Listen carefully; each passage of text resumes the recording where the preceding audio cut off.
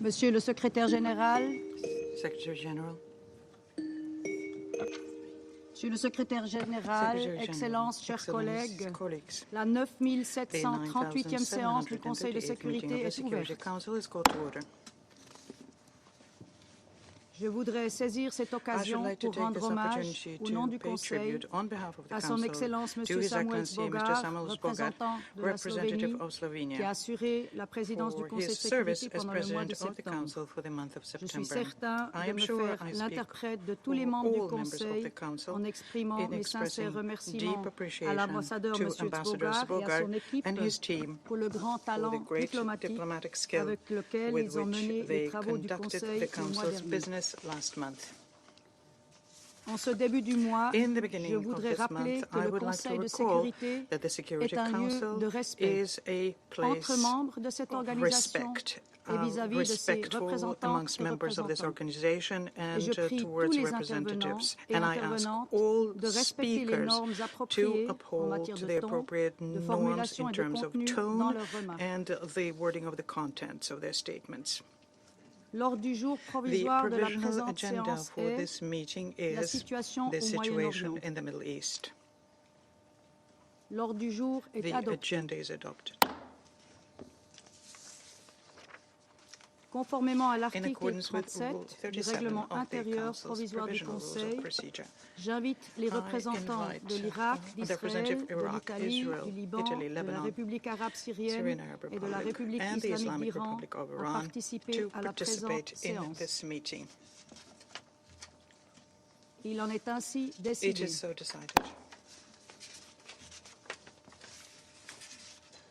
Le Conseil de sécurité va maintenant aborder l'examen du point 2 de l'ordre du jour.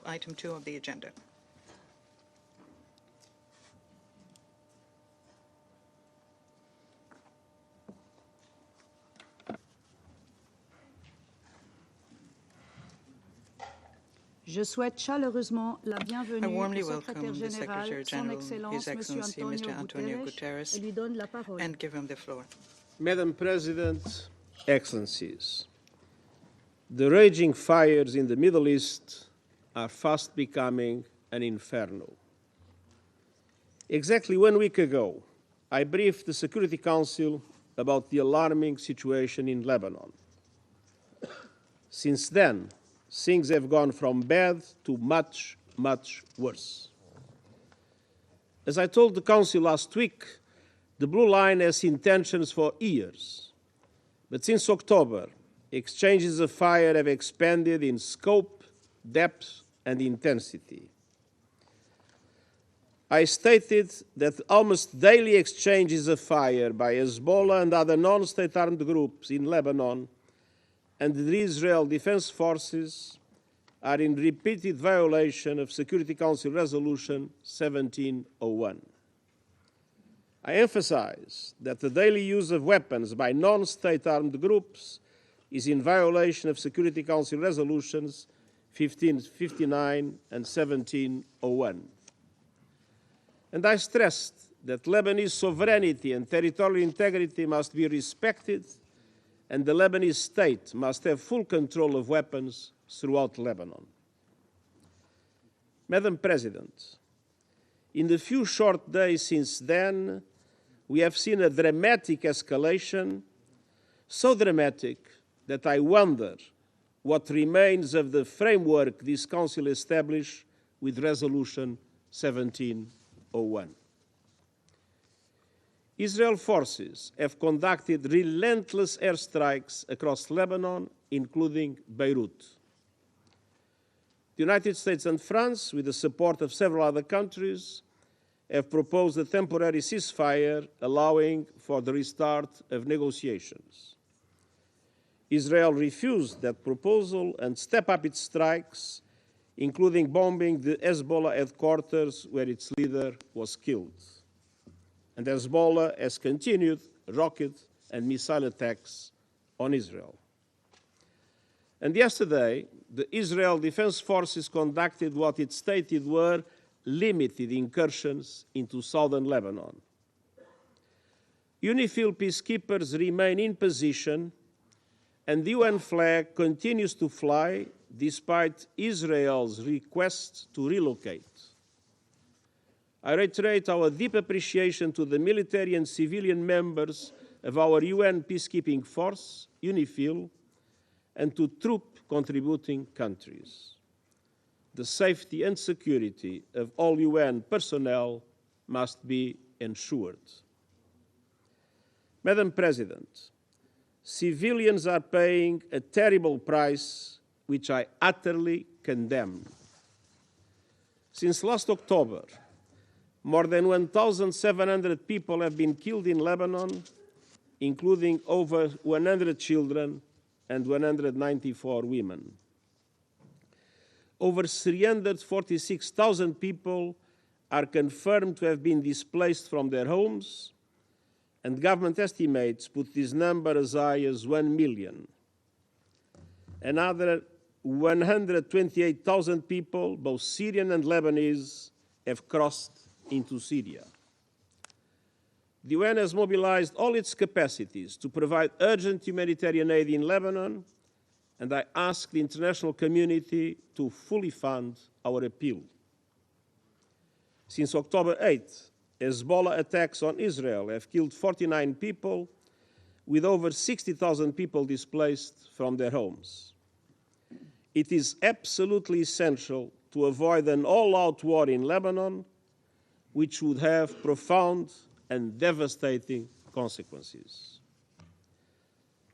Madam President, yesterday Iran launched approximately 200 ballistic missiles towards Israel. It stated it was in response to the killings of Hassan Nasrallah and the Islamic Revolutionary Guards Corps Commander Abbas Nilforushan last week, as well as that of Hamas leader Ismail Haniyeh in Tehran in July. Millions of people across Israel and the occupied Palestinian territory were forced to seek shelter. One person was killed from the Iranian strikes, a Palestinian in the occupied West Bank. As I did in relation to the Iranian attack in April, and as should have been obvious yesterday in the context of the condemnation I expressed, I again strongly condemn yesterday's massive missile attack by Iran on Israel. And these attacks, paradoxically, do nothing to support the cause of the Palestinian people or reduce their suffering. Almost 1 year has passed since the atrocious 7 October acts of terror by Hamas and the taking of hostages. And since last October, Israel has conducted in Gaza the most deadly and destructive military campaign in my years as Secretary General. The suffering endured by the Palestinian people in Gaza is beyond imagination.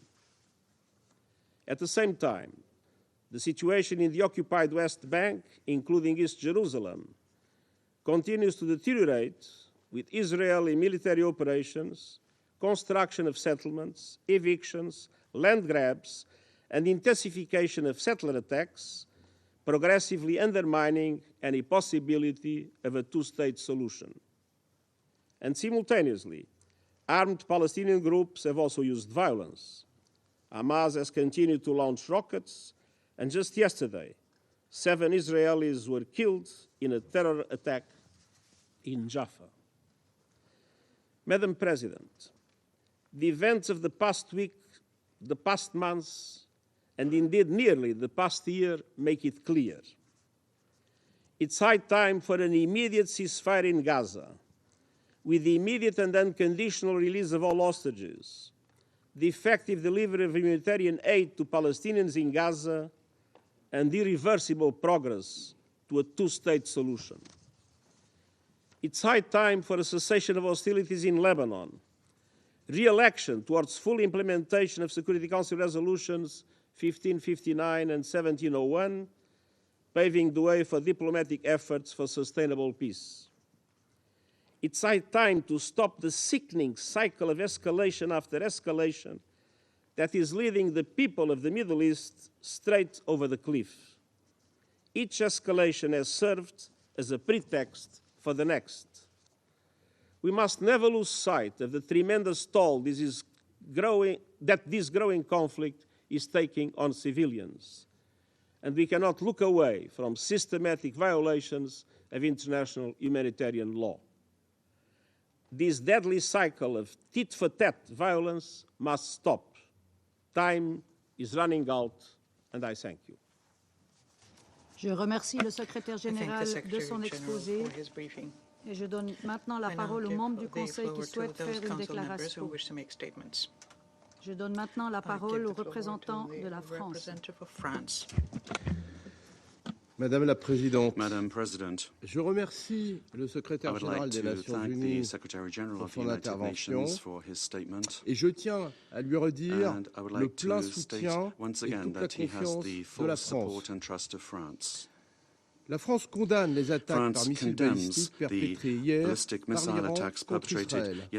Attachée à la sécurité d'Israël, la France a mobilisé ses moyens militaires au Moyen-Orient pour parer la menace iranienne. Nous appelons l'Iran à s'abstenir de toute action susceptible de conduire à une déstabilisation supplémentaire et à un embrasement régional. Nous condamnons aussi l'attaque terroriste qui a visé les civils à Jaffa.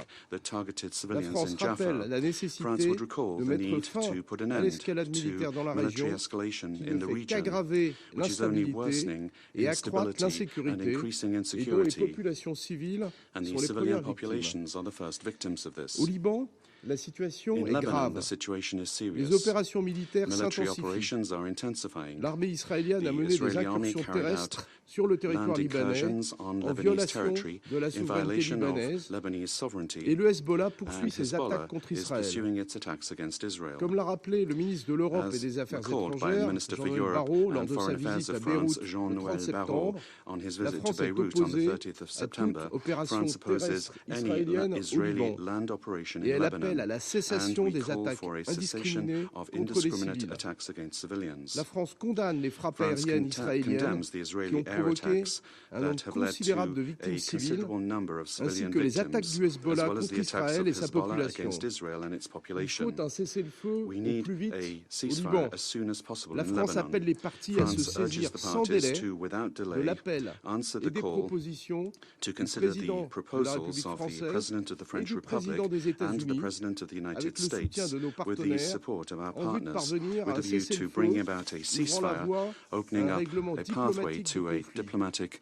Il est impératif de restaurer la souveraineté et l'intégrité territoriale du Liban. Au sud Liban, le cadre est clair. Il faut mettre en œuvre intégralement la résolution There must be full implementation of Resolution 1701. It is recognized by Lebanon as well as by Israel as the framework to bring about lasting stability along the Blue Line, and it offers security guarantees for both countries. Those that have been displaced must be able to return home in full security in Israel as well as in Lebanon. France reaffirms its commitment to UNIFIL, and we salute the work of the blue helmets of the force. With around 700 soldiers, France is doing its part. All the parties to the conflict must guarantee the protection of the blue helmets. That is an obligation incumbent on them. France also recalls the need for an immediate ceasefire and lasting ceasefire in Gaza, making it possible for there to be complete humanitarian access to the civilian population, the immediate release of all hostages, and a resumption of negotiations in order to effectively implement the two-state solution. Madam President, civilians must always and everywhere be protected. France would recall the imperative of respect for international humanitarian law. It is high time for the Security Council to show unity and to speak with one voice, demanding that we work towards de-escalation in the region. France is pursuing its efforts in this regard with our partners. I thank you. Je remercie le représentant de la France et je donne maintenant la parole à la représentante du Royaume-Uni. Thank you, President. And let me start by thanking the Secretary-General for his briefing and reiterate our full and unequivocal support to him and to the UN as they seek to address this crisis. The events this week are gravely concerning.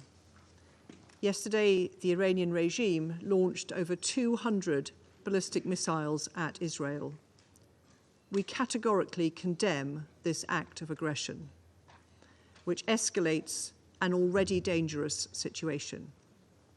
As my Prime Minister said yesterday, Israel has our full support in exercising its right to defend itself against Iranian aggression.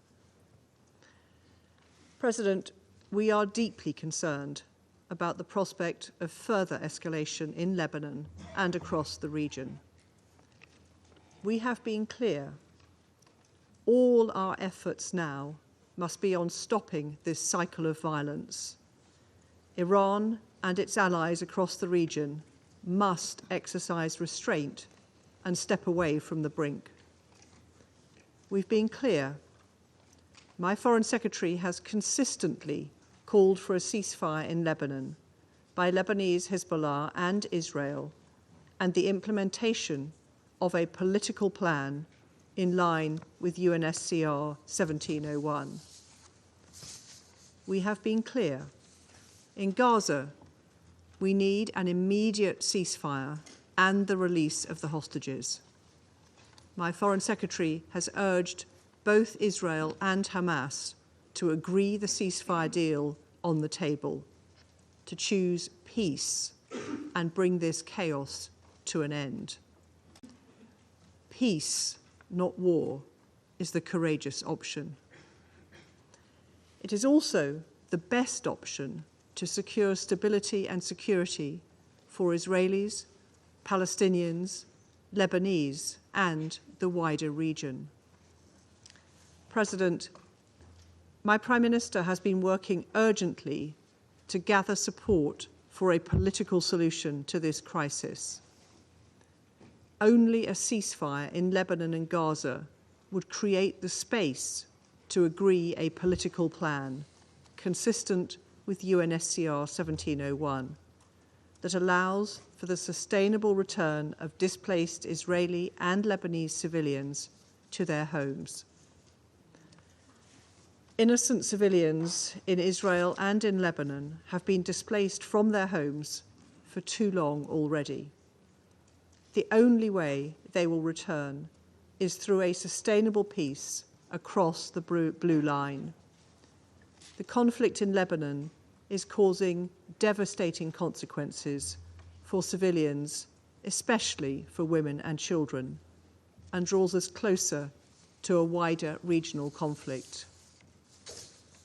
President, we cannot let Lebanon become another Gaza. With mounting civilian casualties and hundreds of thousands of displaced people, all parties must do everything possible to protect civilians and fully respect international humanitarian law. A widening of the conflict is in no one's interest.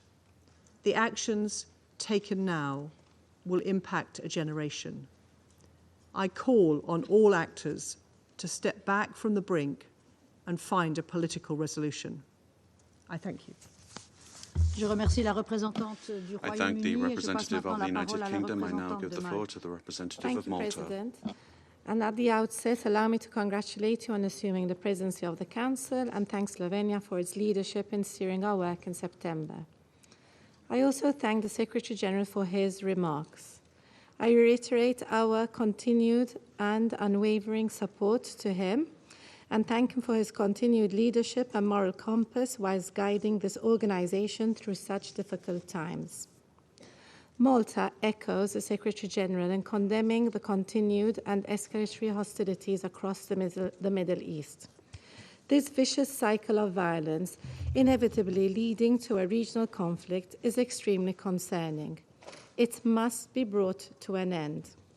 Repeated strikes across Lebanon and Israel and Israeli operation across the Blue Line, continued rocket fire into Israel by Hezbollah, and the latest Iranian missile attacks on Israel, together with continued rhetoric and threats by relevant parties to continue escalating hostilities, are only paving the way towards a bleak and desolate future for the entire region. Amid the worst displacement crisis in the country's history, We are witnessing yet another man-made humanitarian catastrophe. We cannot be silent in light of this deterioration. Furthermore, we strongly condemn yesterday's missile attack on Iran by Israel. We call on Tehran to immediately halt such actions, which only contribute towards expanding a complex web of tensions and push the entire region closer to the precipice. We also condemn the terror attack in Jaffa yesterday, which killed 6 Israeli civilians and wounded 9 others. President, the Israeli-Hamas war, the resulting humanitarian crisis in Gaza, and situations elsewhere in the West Bank and East Jerusalem are the core of the explosive situation we now find ourselves in. These are the devastating consequences of unchecked conflicts. This human suffering is a high price that the people across the Middle East are paying on a daily basis. We stress that indiscriminate bombings, destruction of civilian infrastructure, and mass displacements are violations of international law. All parties must abide by their obligations under international humanitarian law and prioritize the protection of civilians. Furthermore, we emphasize once again that Security Council resolutions are legally binding. They must be respected and implemented. Along the blue line, it is only through the full implementation of Resolution 1701 that the displaced residents of Israel and Lebanon can be able to return to their homes in peace and security. Furthermore, Lebanon must be free of weapons held by militant groups outside the authority of the Lebanese state. We stress the need to establish an area free of armed weapons, other than those of the government of Lebanon and of UNIFIL, between the Blue Line and the Litani River. Violations of Lebanon's territorial integrity and sovereignty, including through Israeli airstrikes and overflights across Lebanon, must cease. A dramatic escalation in Lebanon will only move us further from this goal. In the current crisis, UNIFIL also assumes a fundamental stabilization role. The safety and security of UN peacekeepers is paramount. Also, as a troop-contributing country, we call on all parties to protect and support the important mission of UNIFIL. In Gaza, we reiterate our call for an immediate and permanent ceasefire, the safe return of hostages to Israel, and the full implementation of relevant Security Council resolutions. We continue to support all diplomatic initiatives aimed at de-escalation across the region, including the efforts of the members of this Council. In conclusion, President, the region is witnessing a descent into all-out war, despite months of warning. The narrative for war must end, and the narrative for peace must begin. More importantly, this Council must act in a united and decisive manner. Now is the time to speak with one voice and unequivocally call for an end to all hostilities. The people of the Middle East are waiting for us. The world is waiting for us. Thank you. Je remercie la représentante de Malte et j'invite maintenant la représentante des États-Unis à prendre la parole. Thank you, Madam President. We look forward to working closely with you during your presidency of the Council this month. I also want to thank Slovenia for your successful conclusion of your presidency during the month of September. I wish to thank Secretary General Guterres for his briefing today.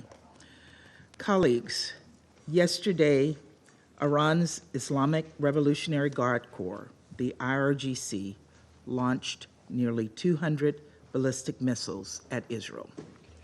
Tragically, there has been a confirmed death of a Palestinian civilian in the West Bank. Iran's stated intention was to avenge the deaths of 2 IRGC-supported terrorist leaders and an IRGC commander by inflicting significant damage and death in Israel. Thankfully, and through close coordination between the United States and Israel, Iran failed to achieve its objectives. This outcome does not diminish the fact that this attack, intended to cause significant death and destruction marked a significant escalation by Iran. It does not negate the need for immediate Council action.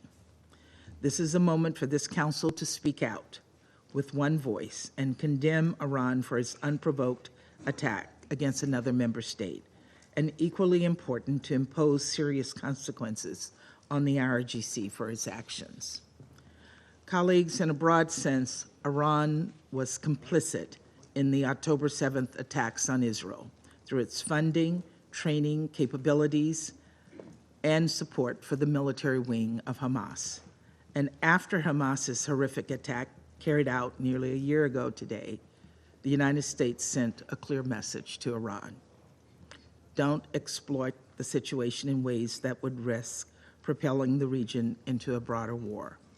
The IRGC flagrantly and repeatedly ignored this warning by encouraging and enabling the Houthis in Yemen to disrupt global shipping and launch attacks against Israel, by supporting militant groups in Syria and Iraq, which repeatedly attacked American forces engaged in the fight against ISIS, and by arming and encouraging Hezbollah after its former leader, Nasrallah, made the decision on October 7th to open a northern front against Israel.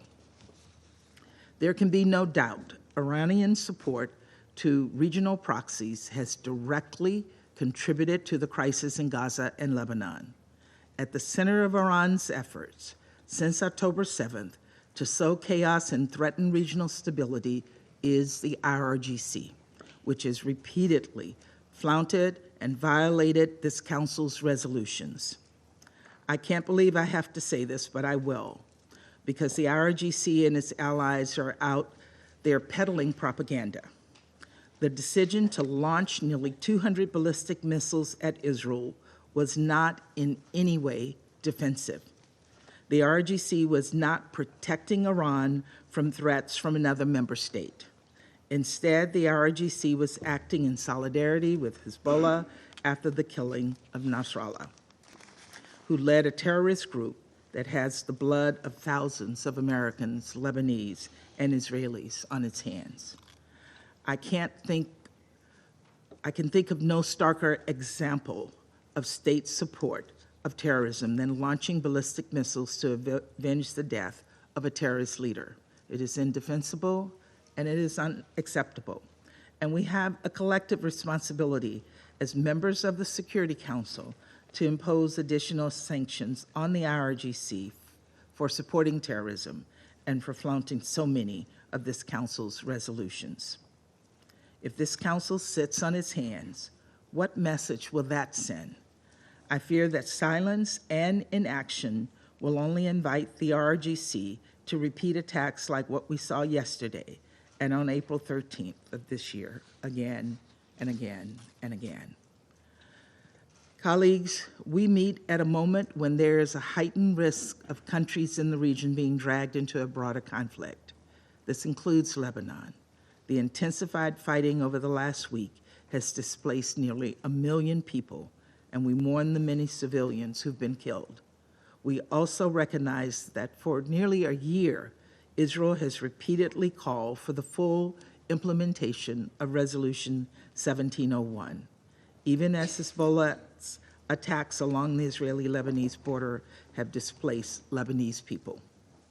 And even as Hezbollah has blocked Lebanon's government from exercising full sovereignty on its side of the blue line, it is significant that even in the aftermath of recent events, Israel is still calling for the full implementation of Resolution 1701.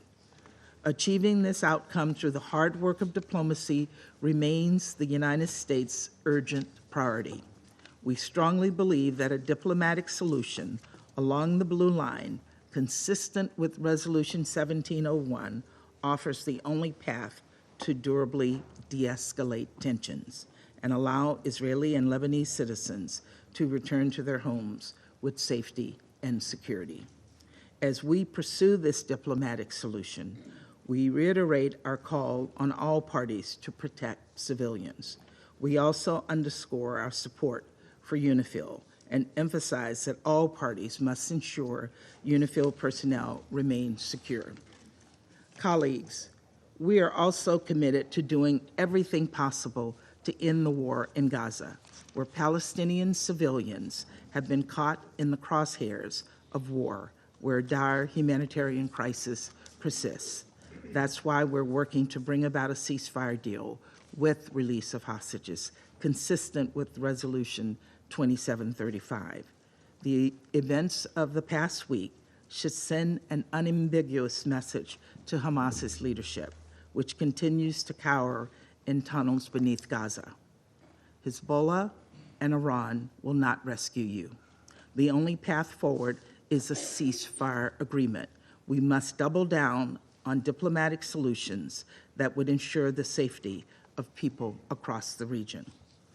As we do, there should be no doubt. The United States will continue to support Israel's right to defend itself against Hezbollah, Hamas, the Houthis, and any other Iranian-supported terrorists. Of course, how Israel defends itself matters.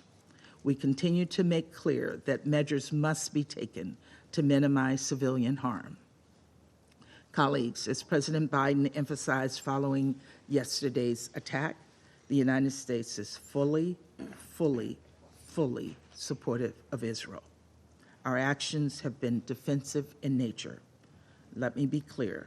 The Iranian regime will be held responsible for its actions, and we strongly warn against Iran or its proxies taking actions against the United States or for their actions against Israel. Colleagues, this moment of great risk is a test of this Council. It is imperative that we unequivocally condemn Iran's attack and demand that it cease its support for terrorism in the region. People in Israel, in Gaza, and the West Bank, in Lebanon, and across the region deserve a durable peace, and it is far past time for this Council to hold Iran accountable for fanning the flames of war. Thank you, Madam President. Je remercie la représentante des États-Unis I thank the et je donne representative la of the parole maintenant United States. au I now give the représentant floor to the representative of the Republic of Korea. Thank you, Madam President. I'd like to thank Slovenia for their able leadership as President of the Council during the month of September. Let me also take this opportunity to congratulate you, Madam President, for assuming the presidency for October.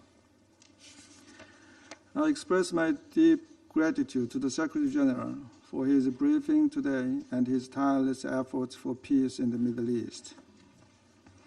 This is a moment of reckoning for the Security Council. Resolution 1701 has been violated by all parties on the ground. A broader regional war with the potential to devastate not just Lebanon and the region, but far beyond, is dangerously knocking on our door. Our repeated calls for urgent restraint have been ignored. Both the regional stability and the credibility of this Council are now in jeopardy. Let there be no misunderstanding.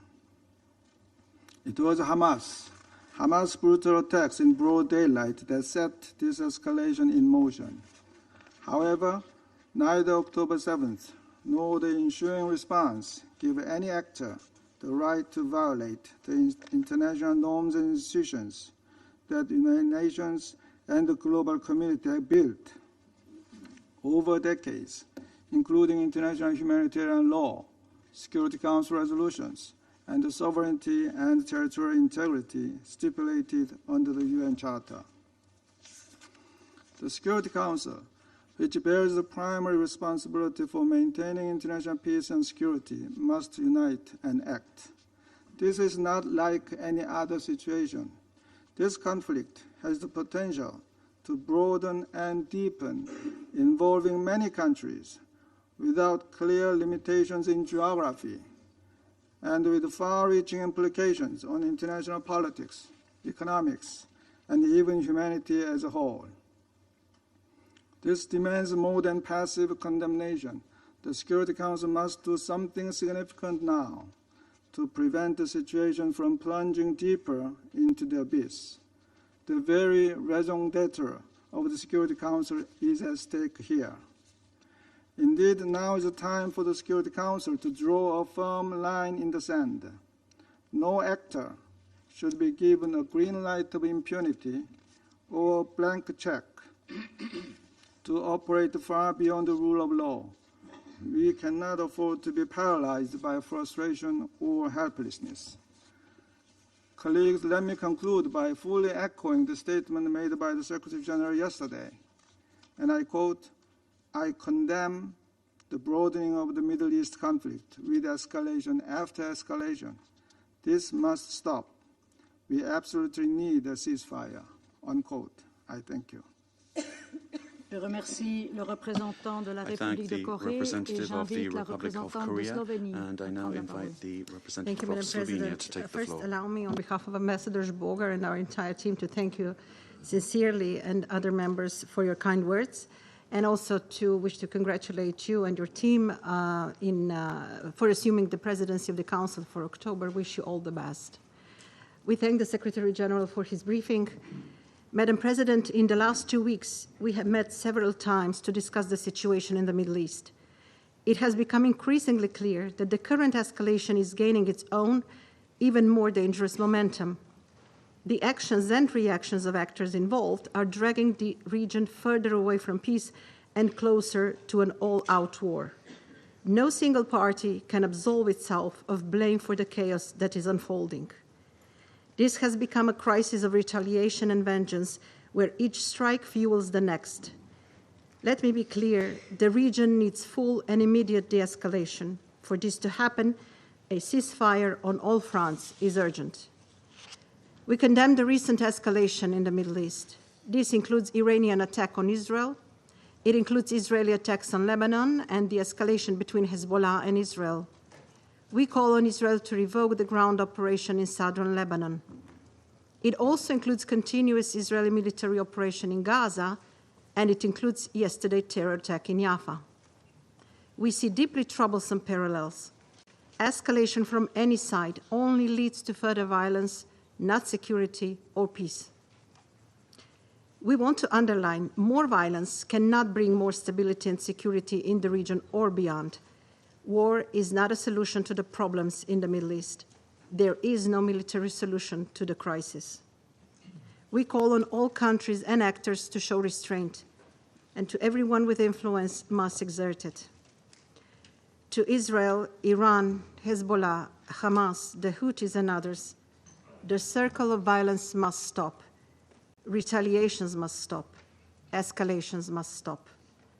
We call on all parties to respect international law, particularly international humanitarian human rights law. Respect for and compliance with international law are a must. Protection of civilians must be ensured at all times, and we are dismayed by the impact of the escalation in Lebanon on civilians and condemn the high number of civilian casualties. Massive displacement in Lebanon will add an additional strain on a country which is already facing numerous challenges. Equally, this intensification of the conflict will not bring thousands of displaced Israelis back to their homes. And we must not forget about the entire population of Gaza being displaced repeatedly. There is a dire need to recommit and fully implement Resolution 1701. This Council must stand united in its call for de-escalation and ceasefire. We repeat our call for safety and security of UNIFIL to be ensured at all times. We also take this opportunity to express our full support to the work of the United Nations and the Secretary General in this crisis. We appeal to Israel to reconsider today's announcement. It is high time to strengthen the role of diplomacy and to prioritize peace. We support all initiatives which could bring stability about peace. Ceasefire negotiations related to Lebanon and to Gaza are utmost needed. We underline this Council has primary responsibility for maintenance of international peace and security. The region is standing at a precipice. We are a step away from an all-out war that threatens not only the region, but global peace and stability. In the complex history of the Middle East, the Council has made various attempts to shoulder its responsibility. It is now on us, these 15 countries sitting by this table, to unite and call out for for an all-out ceasefire. I thank you, Madam President. Je remercie la représentante de Slovénie et j'invite le représentant d'Algérie à prendre la parole. Representative of Algeria to take the floor. Madam President, I would like to commend Slovenia for their remarkable presidency of the Council during last month. And I also congratulate Switzerland for assuming the presidency for this month and assure them of Algeria's full support. I extend my sincere gratitude to Mr. Antonio Guterres for his comprehensive briefing. And I express Algeria's full solidarity, admiration, and support for the Secretary General following the incredible decision of the Israeli occupying authorities to declare him persona non grata. This decision reflects a clear disdain of the UN system and the entire international community. For the Israeli authorities, no narrative, no truth exists except their own.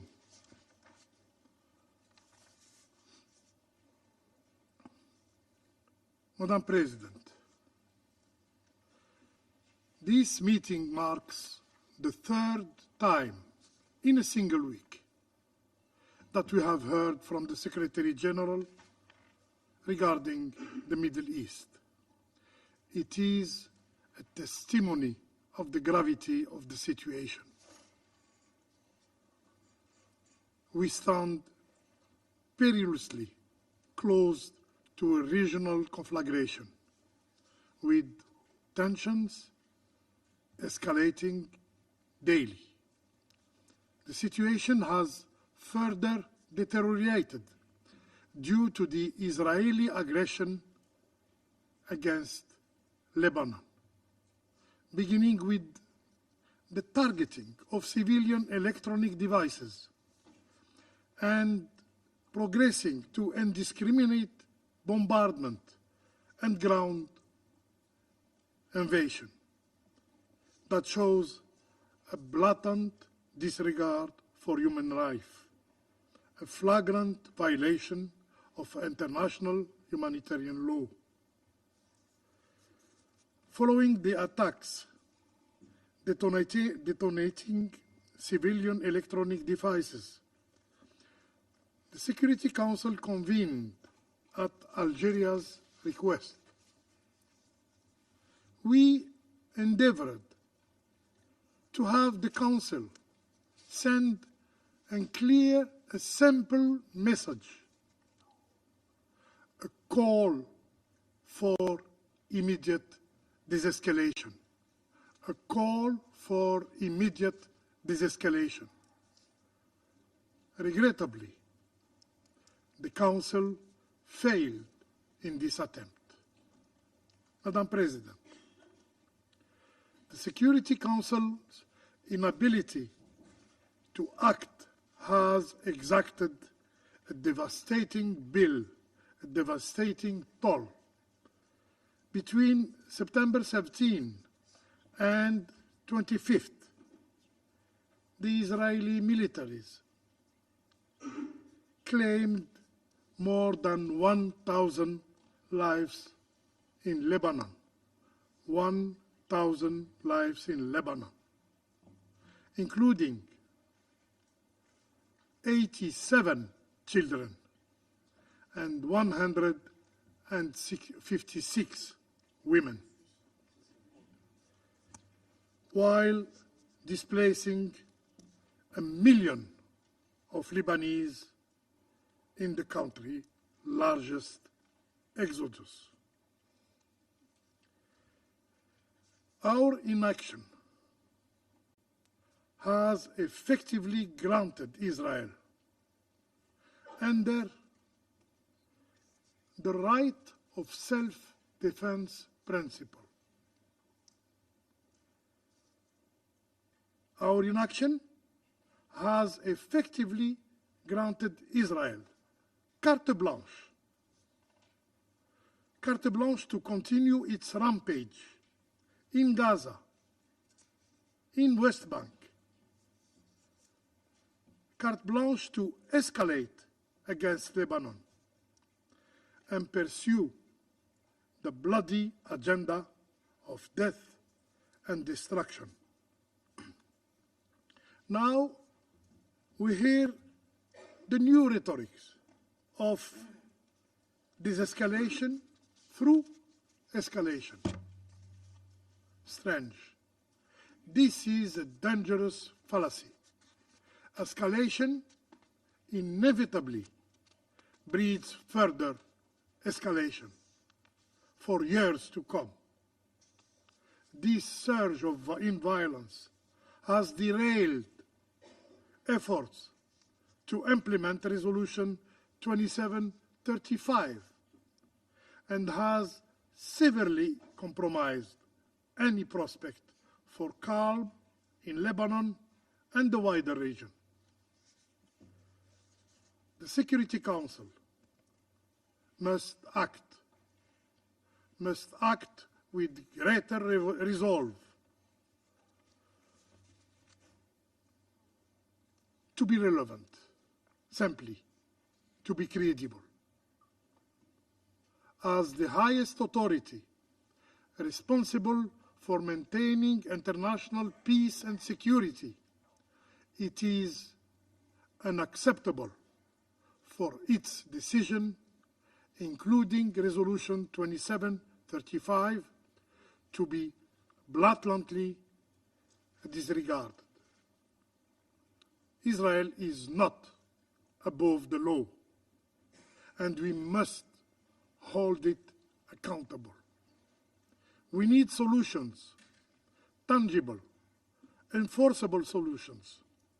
No more rhetorics that serves no one. Madam President, while we must not allow the escalation in Lebanon to overshadow the ongoing tragedy in Gaza, it seems some have grown indifferent of Gaza's people plight. Any effort to address the broader escalation in the region must begin with halting the brutal assault in Gaza. I repeat, any effort to address the broader escalation in the region must begin with halting the brutal assault in Gaza. We need an immediate ceasefire. We need an immediate ceasefire in Gaza. Everyone, save for the Israeli occupier, seeks this end, this cycle of violence, and is working toward that end. So how long will the international community remain impotent in the face of Israel's defiance? How long will we fail to enforce full implementation of Resolution 1701, especially Israel's withdrawal from Lebanese territory, a key condition for Lebanon's stability? Madam President, the Middle East urgently requires concerted actions from all of us, to find lasting, sustainable solution to its crisis. These solutions demand an end to Israeli occupation of Arab lands in Lebanon, in Syria, and the establishment of an independent Palestinian state with Al-Quds Sharif as its capital. I thank you, Madam President. Je remercie le représentant I d'Algérie thank et the je passe la representative parole of au Algeria. représentant du I now give Mozambique. the floor to the representative of Mozambique. Madam President, allow me first to congratulate Switzerland on assuming the presidency of the Security Council in this very challenging month of October. We pledge our full support. We also thank Slovenia for its successful presidency in the month of September. We are grateful to His Excellency Mr. Antonio Guterres, United Nations Secretary General, for his insights on this deeply concerning matter. Madam President, the Middle East remains a region of intense and complex geopolitical dynamics shaped by historical legacies, power struggles, and intricate relationship among various states and non-state actors, significantly shaping the region's landscape.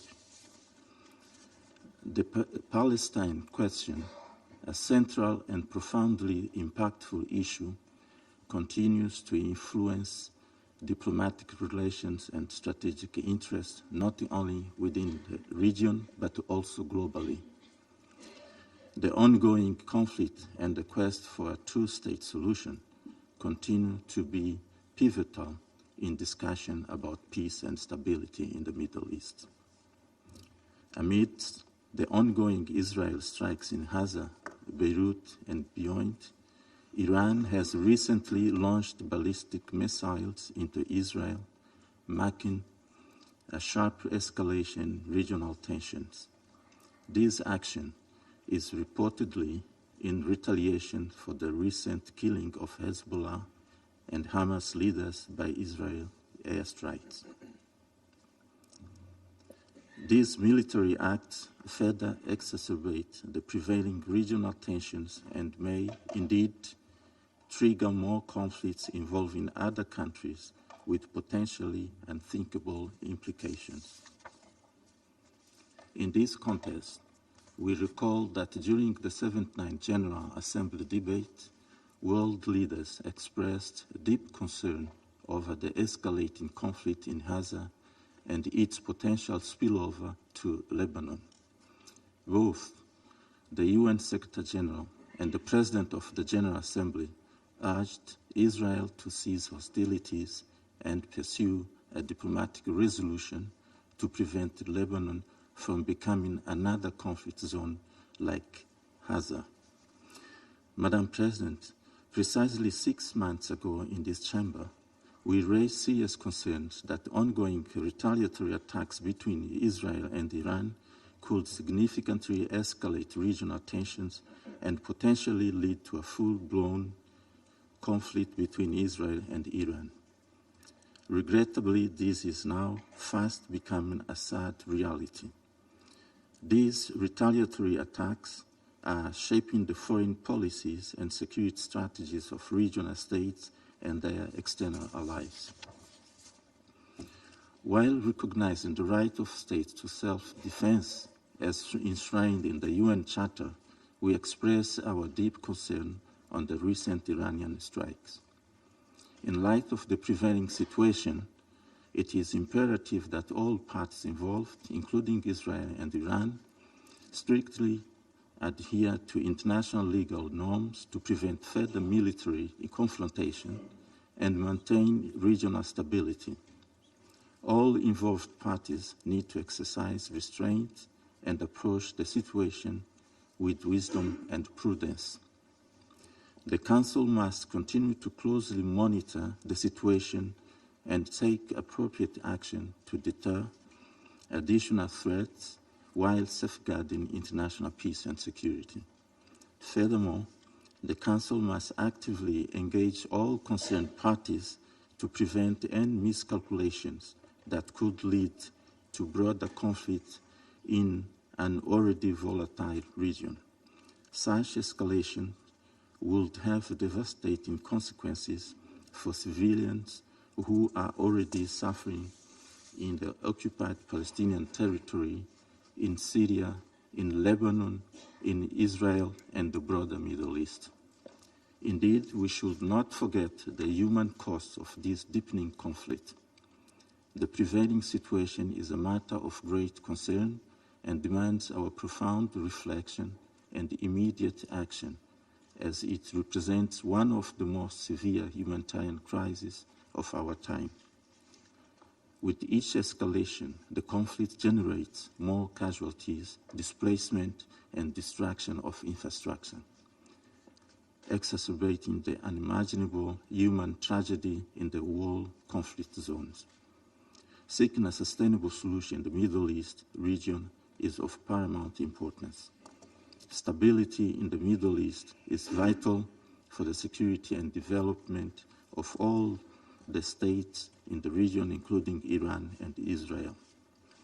We therefore reiterate our consistent appeal to the Council members to redouble their efforts and influence towards this noble goal in full compliance with all relevant international norms, including resolution, decisions, and other instruments of the United Nations. Let us strive for peace, understanding, and cooperation in the Middle East, mindful of the fact that acknowledging the legitimate concerns of all involved parties is a crucial step towards fostering stability, harmony in diversity. I thank you, Madam President. Je remercie le représentant du Mozambique et je donne la parole à la représentante du Guyana. Thank you, Madam President, and allow me to congratulate Switzerland on the assumption of the presidency and to thank Slovenia for their successful presidency. I also thank Secretary General for his sobering briefing on the urgent and rapidly deteriorating situation in the Middle East, including Lebanon, and express Guyana's full support to him, including for his untiring efforts. Madam President, the situation in the Middle East is barreling towards a greater catastrophe. Israel continues to expand its military operations to Lebanon while continuing its intense offensive in Gaza. And we are now witnessing a dangerous escalation of attacks between Israel and Iran. Amidst the deadly tit-for-tat, tensions continue to ratchet up on multiple fronts, and the entire region ticks as a virtual time bomb before our very eyes. Guyana urges all parties to step back and to immediately end all hostilities. This Council must act as one, on the side of peace and respect for international law and the United Nations Charter.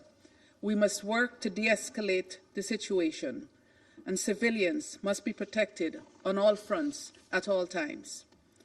Madam President, when we met last week to discuss Lebanon, it was clear to every member of this Council that disastrous consequences could ensue from a wider armed conflict in that country. Today, we are meeting amidst reports of ground incursions by Israel into the sovereign territory of Lebanon in violation of the UN Charter and Resolution 1701, and following aerial bombardments from southern Lebanon to the heart of Beirut, resulting in more than 1,000 deaths in the past 2 weeks alone, not to mention the thousands injured and displaced. Guyana calls on Israel to uphold their obligations under the UN Charter and the wider body of international law, including international humanitarian law. Madam President, the people of Lebanon should be spared from the throes of a war neither of their making nor choosing, even as the country continues to grapple with difficult economic and political circumstances. This Council must act in the interest of international peace and security to prevent further tragedy in Lebanon, Gaza, and throughout the Middle East. Allow me to conclude with 3 urgent appeals. First, Guyana reiterates its call to all parties to immediately cease the hostilities and to abide by their obligations under international humanitarian law, in particular, the protection of civilians. We must intensify our efforts for a ceasefire in Gaza, in Lebanon, and every other front of operations. This Council must use all of its available tools to contribute to a diplomatic solution and to the full implementation of Resolution 1701, which provides a clear path for resolving this conflict in a manner that ensures that peace and security can be enjoyed by the people of both Lebanon and Israel. Second, we appeal to all parties to guarantee the safety and security of all UN and humanitarian personnel, including those attached to UNIFIL. As is the case with all UN personnel, UNIFIL has operated under extremely difficult circumstances over the past year and is undoubtedly being placed in a position of much greater risk as hostilities heightened in their area of operations. We must work to ensure that conditions remain conducive for the exercise by UNIFIL of its important mandate. Third, Guyana appeals for a renewed investment in peace over aggression. Let us enable the former at the expense of the latter, as we strive to save the present generation from the continuing scourge of war. As Council members, let us act together in favor of the millions of civilians who are paying the heaviest price in these senseless wars. Justice and peace demand that we do no less. I thank you. Je remercie la représentante du Guyana et j'invite le représentant du Japon à prendre la parole. Of Japan to take the floor. Thank you, Madam President. First of all, let me express our gratitude to Slovenia for their successful presidency in September, and congratulate Madam President on your assumption of the presidency for October, and we express our full support to your presidency. I also would like to thank Secretary General for his sobering and important briefing today. Since last October, the world has witnessed an unconscionable spiral of violence in Gaza, the West Bank, Lebanon, Yemen, Syria, and beyond. The recent developments in Lebanon are particularly worrying. We are seriously concerned about the ground operation conducted by Israel Defense Forces in Lebanon. We cannot tolerate any further escalation. In this vein, Japan once again calls for an immediate ceasefire between Israel and Hezbollah. All parties need to demonstrate their recommitment to the full implementation of relevant UN Security Council resolutions, including Resolution 1701. Japan pays respect to the UN staff and personnel on the ground, devoting the high cause under the severe circumstances. Their security must be ensured. Now we are seeing the growing needs of the civilians in Lebanon who are facing the onset of a displacement crisis. Thus, Japan reiterates its call on all parties to immediately take all measures to prevent any further civilian casualties and adhere to international law, including international humanitarian law, to prioritize the protection of civilians and ensure humanitarian access. Madam President, the escalation in Lebanon will drag the Middle East into a wider conflict, as was seen yesterday. Japan is deeply concerned about the attacks conducted by Iran using ballistic missiles against Israel. These attacks further deteriorate the current situation in the Middle East. We strongly condemn such an escalation. Secretary General issued a statement that condemned the broadening of the Middle East conflict, and we reiterate his call for an immediate ceasefire. In April, when this council was convened following Iran's large-scale attack against Israel, many of us stand that it constitutes an unprecedented development. However, we have seen what was unprecedented occurring twice within the last 6 months. This clearly shows the Middle East is following a dangerous path that could lead to a catastrophe. We must not let this happen. In this regard, Japan amplified our call to all parties to exercise maximum restraint, work towards de-escalation,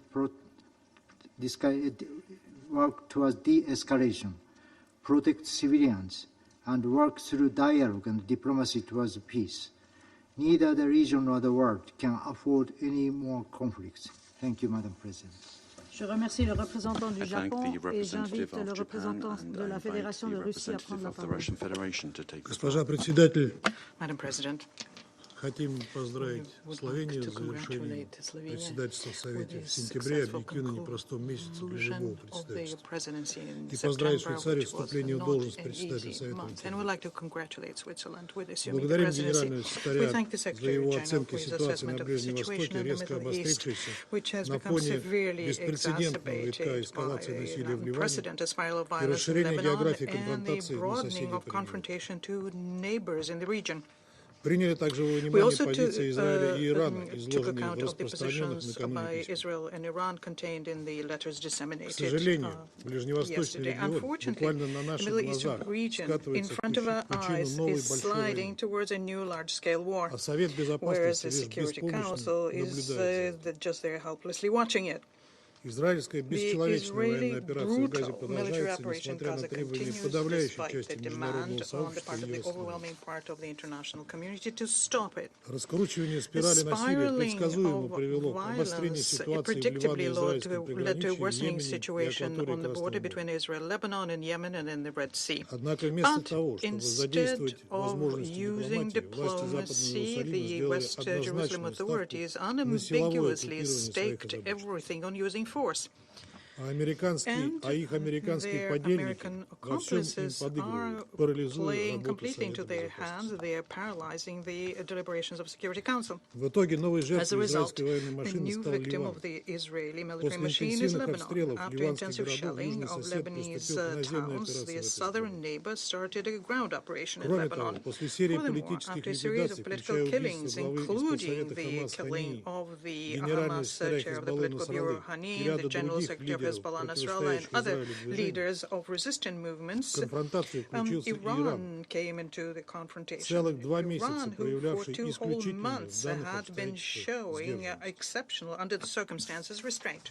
Из выступлений наших западных коллег складывается впечатление, что единственная проблема, которая стоит перед Советом сегодня, это ответ на ракетный удар Ирана.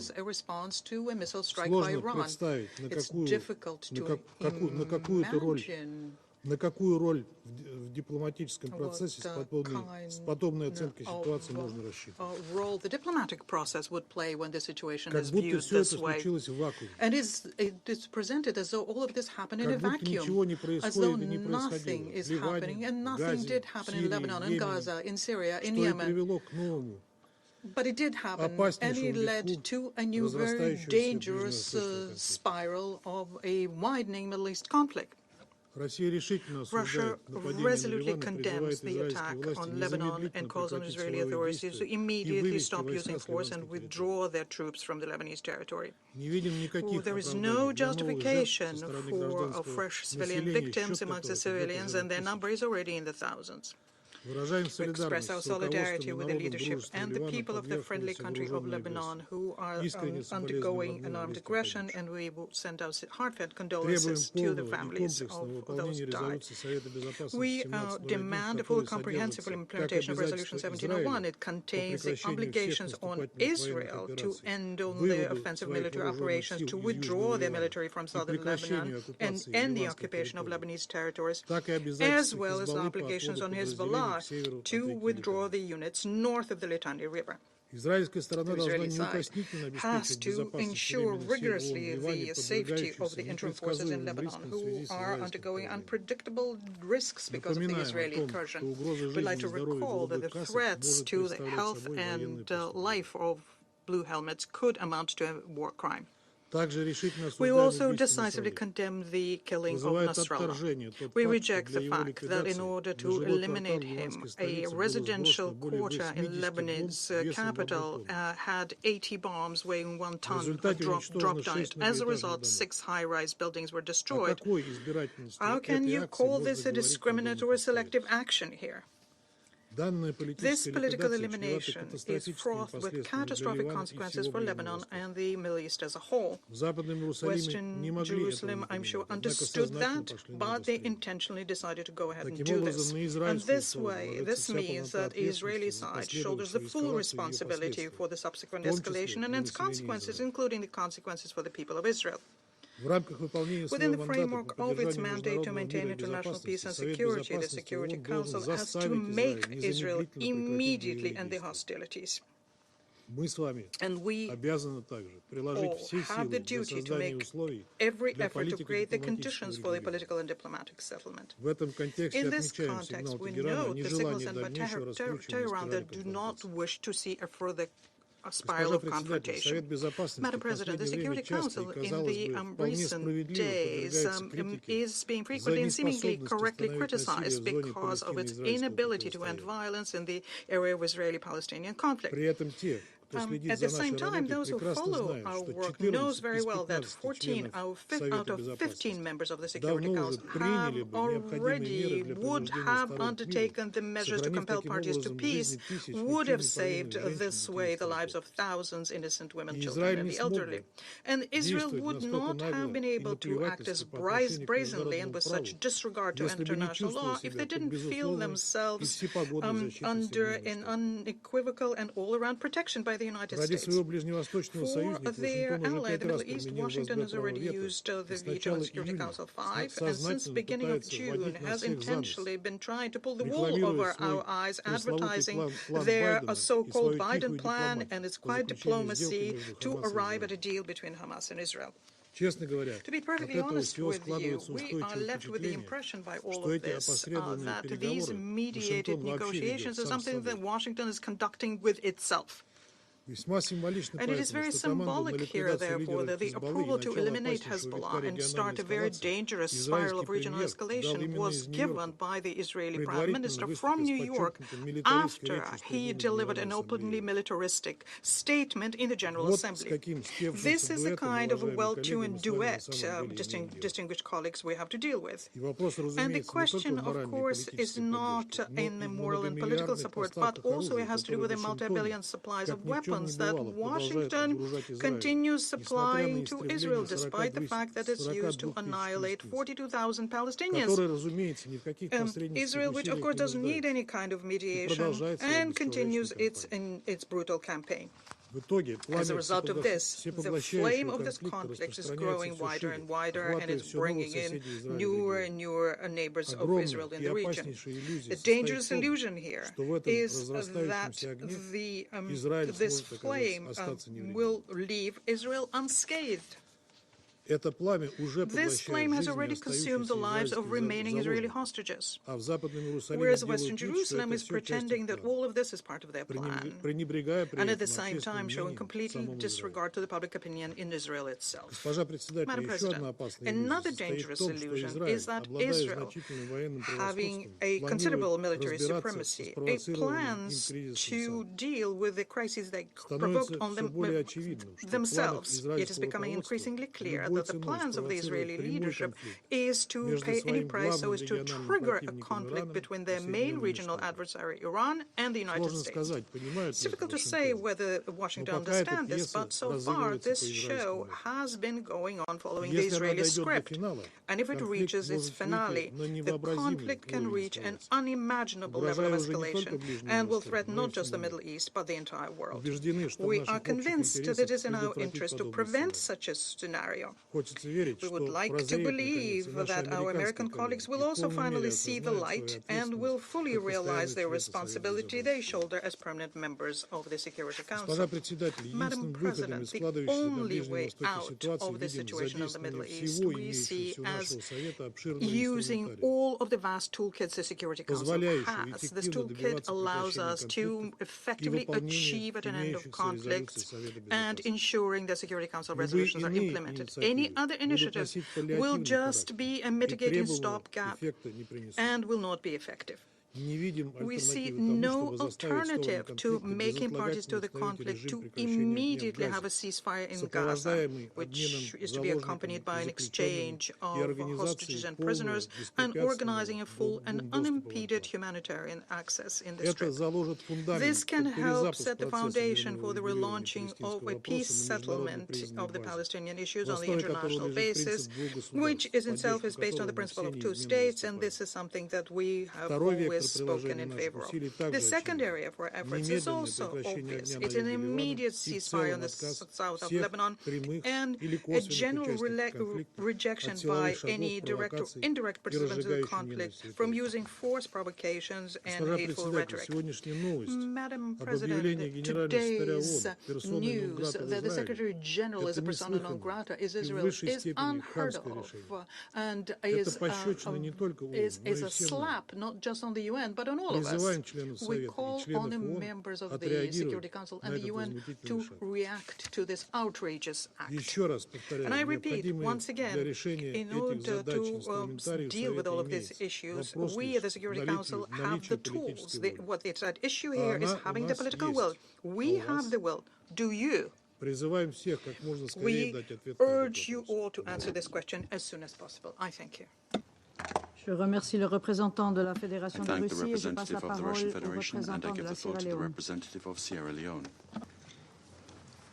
Madam President, the Security Council has been convened in the most difficult of circumstances concerning the Middle East. Allow me, however, to congratulate you and Switzerland on assuming the presidency of the Council and assure you of Sierra Leone's fullest support and cooperation. Similarly, we congratulate and commend Slovenia on their efficient and excellent stewardship of the Council in the critical month of September. I also thank His Excellency Antonio Guterres, Secretary General of the United Nations, for his important briefing on a tragically escalating situation. Mr. Secretary General, be assured of Sierra Leone's fullest support, always. Madam President, colleagues, Sierra Leone is gravely concerned about the dangerous cycle of escalation in the Middle East, characterized by spiraling tit-for-tat, ping-pong retaliatory attacks, not in conformity with the United Nations Charter, including the application of its Article 51, that can only lead to a mutually assured destruction if there is no immediate de-escalation.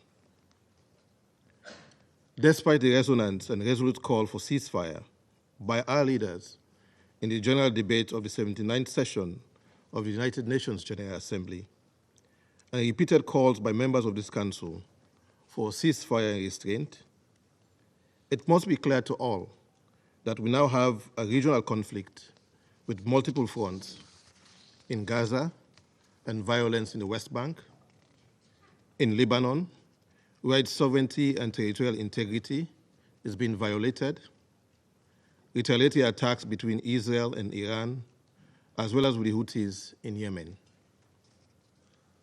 Since the 7th October 2023 heinous attacks led by Hamas on Israeli civilians, which we have condemned as acts of terror, we are gravely concerned about the escalation of violence that has ensued. In Gaza, the response by Israel has been characterized by collective punishment, widespread bombardment, and alarming disregard for international humanitarian law, leading to immense civilian suffering and the destruction of critical civilian infrastructure. Only hours ago, it has been reported that 50 people were killed in southern Gaza, only a few hours ago. Gaza cannot be forgotten, as the rate and pace of killings have not subsided, with over 41,000 people killed, and the Security Council Resolution 2735 all but forgotten. The protection of civilians must remain our top priority. Sierra Leone is deeply disturbed by reports of disproportionate military responses, the targeting of civilian infrastructure, and the collective punishment of the population in Gaza. We urge all parties to respect the principles of distinction, proportionality, and necessity as enshrined in international humanitarian law. There can be no justification for the deliberate targeting of civilians or the destruction of civilian infrastructure that people rely for their survival. We continue to call for unhindered humanitarian access to Gaza. The blockade and siege has left civilians in desperate need of food, water, medical supplies, and basic services. Humanitarian access, safety, and aid must be allowed to flow to those who are suffering.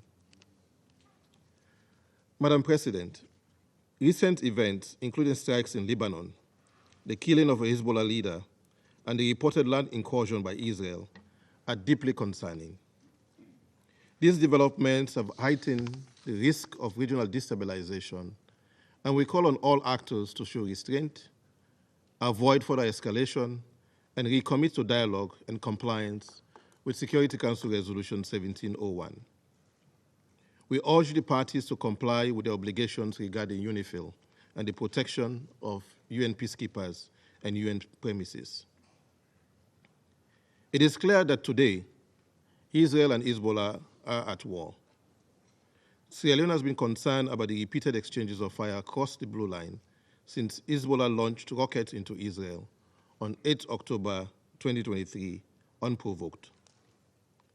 While the exchanges of fire were largely confined to the immediate vicinity of the Blue Line for a short period, we observed the gradual intensification along and increasing well beyond the Blue Line, causing civilian casualties and infrastructure damage, destruction of farmlands, and displacement of tens of thousands of civilians. Members of this council, including Sierra Leone, have been expressing the risk of the danger of miscalculation, a wider and devastating regional conflagration as a consequence of the conflict between Israel and Hamas. Today, Middle East is at war. We note the declaration of Israel to return displaced residents and further declaration of Hezbollah on a ceasefire in Gaza. We express deep concerns over the dangerous rhetoric relating to the achievement of respective military objectives by the conflicting parties. In this regard, Sierra Leone reiterates that military action is not the best course of action to achieve the stated objectives of the parties. Sierra Leone therefore calls on the parties to use diplomatic channels, including the United Nations good offices, to avoid further escalation and risking a war that will include actors outside of the region.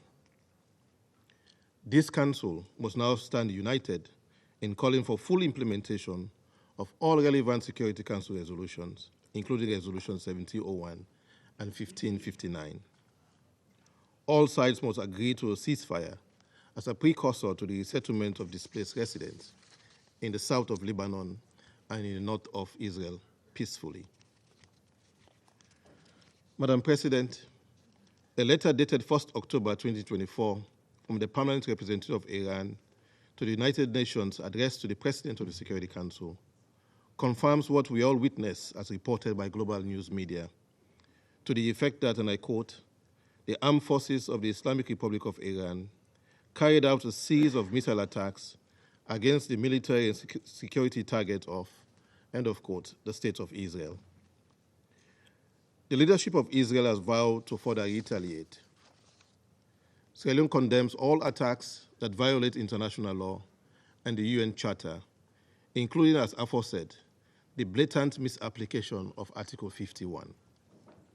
We join the UN Secretary General in condemning, and I quote, the broadening of the Middle East conflict with escalation after escalation. This must stop. We absolutely need a ceasefire, end of quote.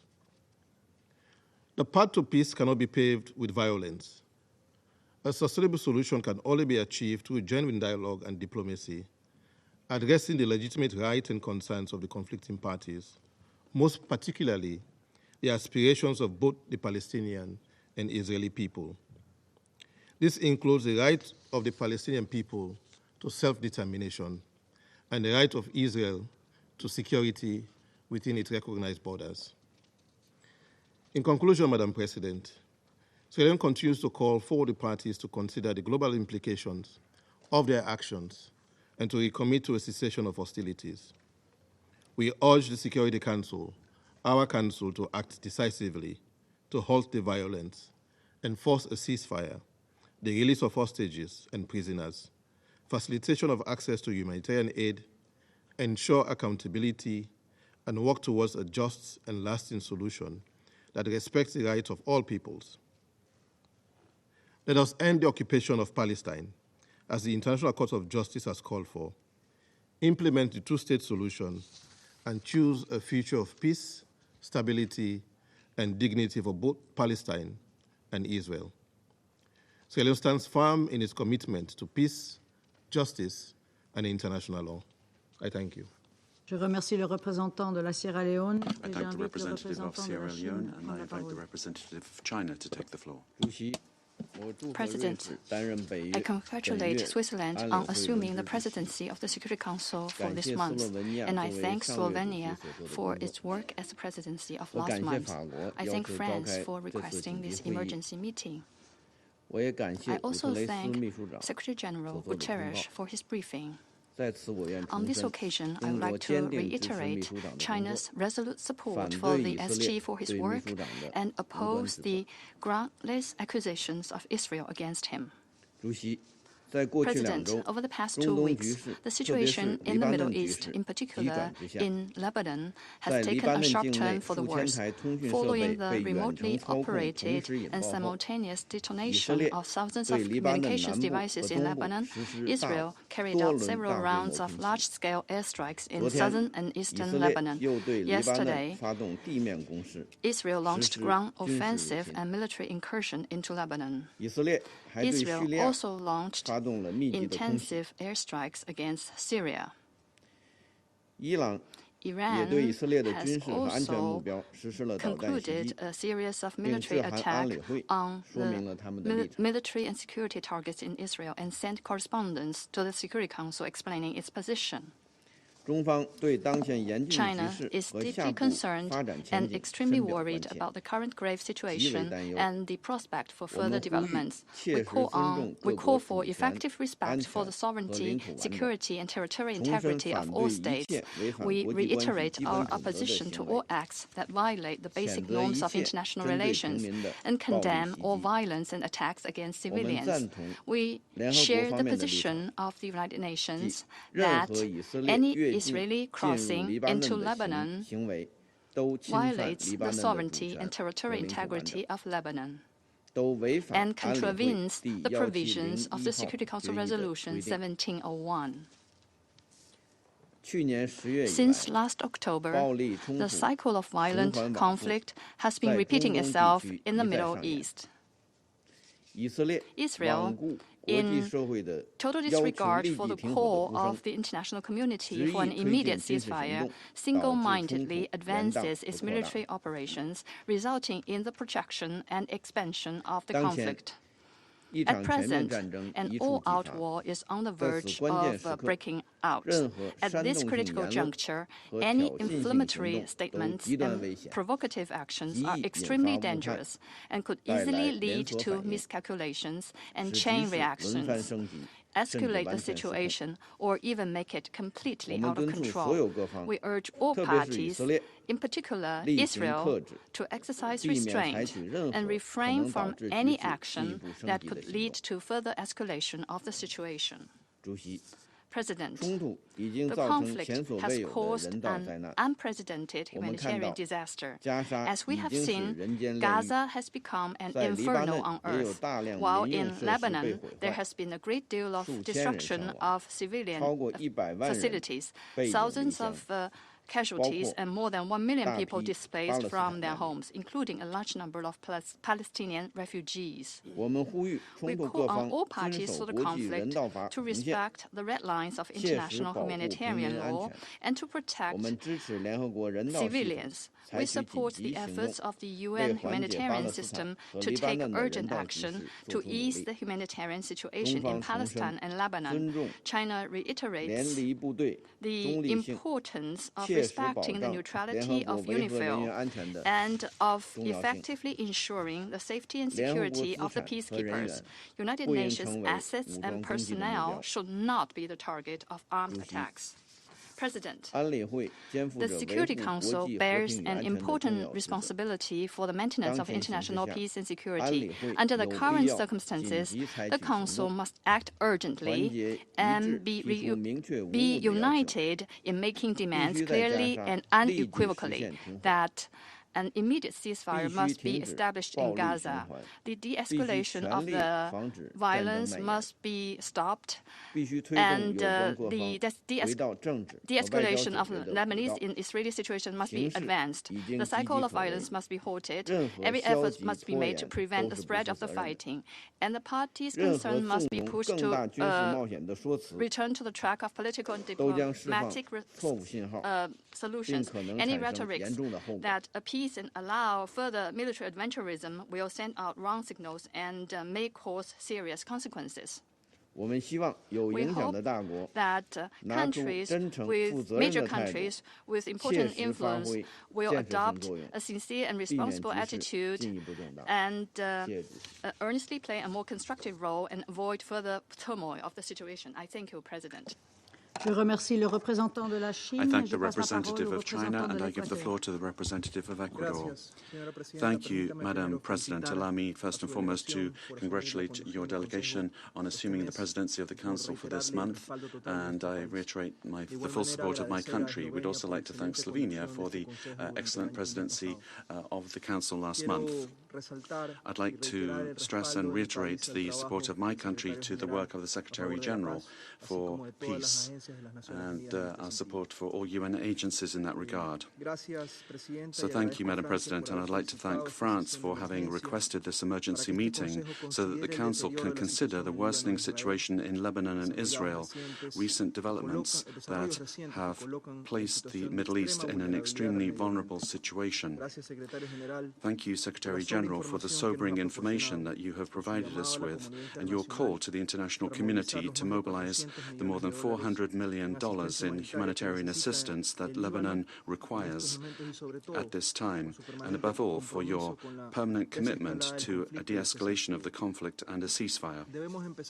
We should begin by recalling that we are just 5 days away from the anniversary of the terrorist attacks by Hamas, which have no justification and must be condemned, that gave rise to the current spiral of violence that we're seeing in the region. The Palestinian cause cannot be used by Hezbollah and other extremist groups to try to, in vain, explain their acts of terrorism, such as the killing of children while they were playing football in Mahd al-Shams last July.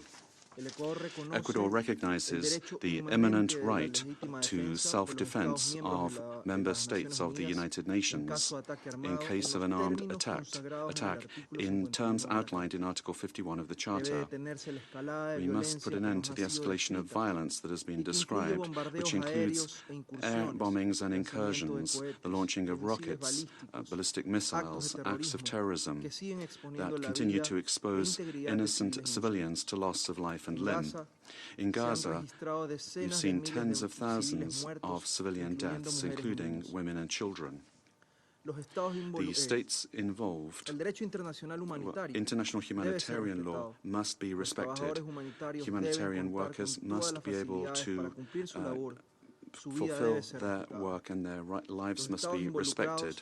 The states involved and regional organizations and the international community as a whole must deploy all diplomatic and political strategies possible to bring about a cessation of hostilities. This responsibility is greater for those that have a greater degree of influence over the parties to the conflict.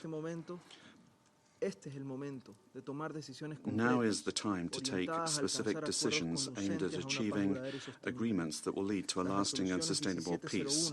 Resolutions 1701, 1559, 2722 and 2735 of the Security Council must be complied with without delay, since non-compliance constitutes a violation of international law.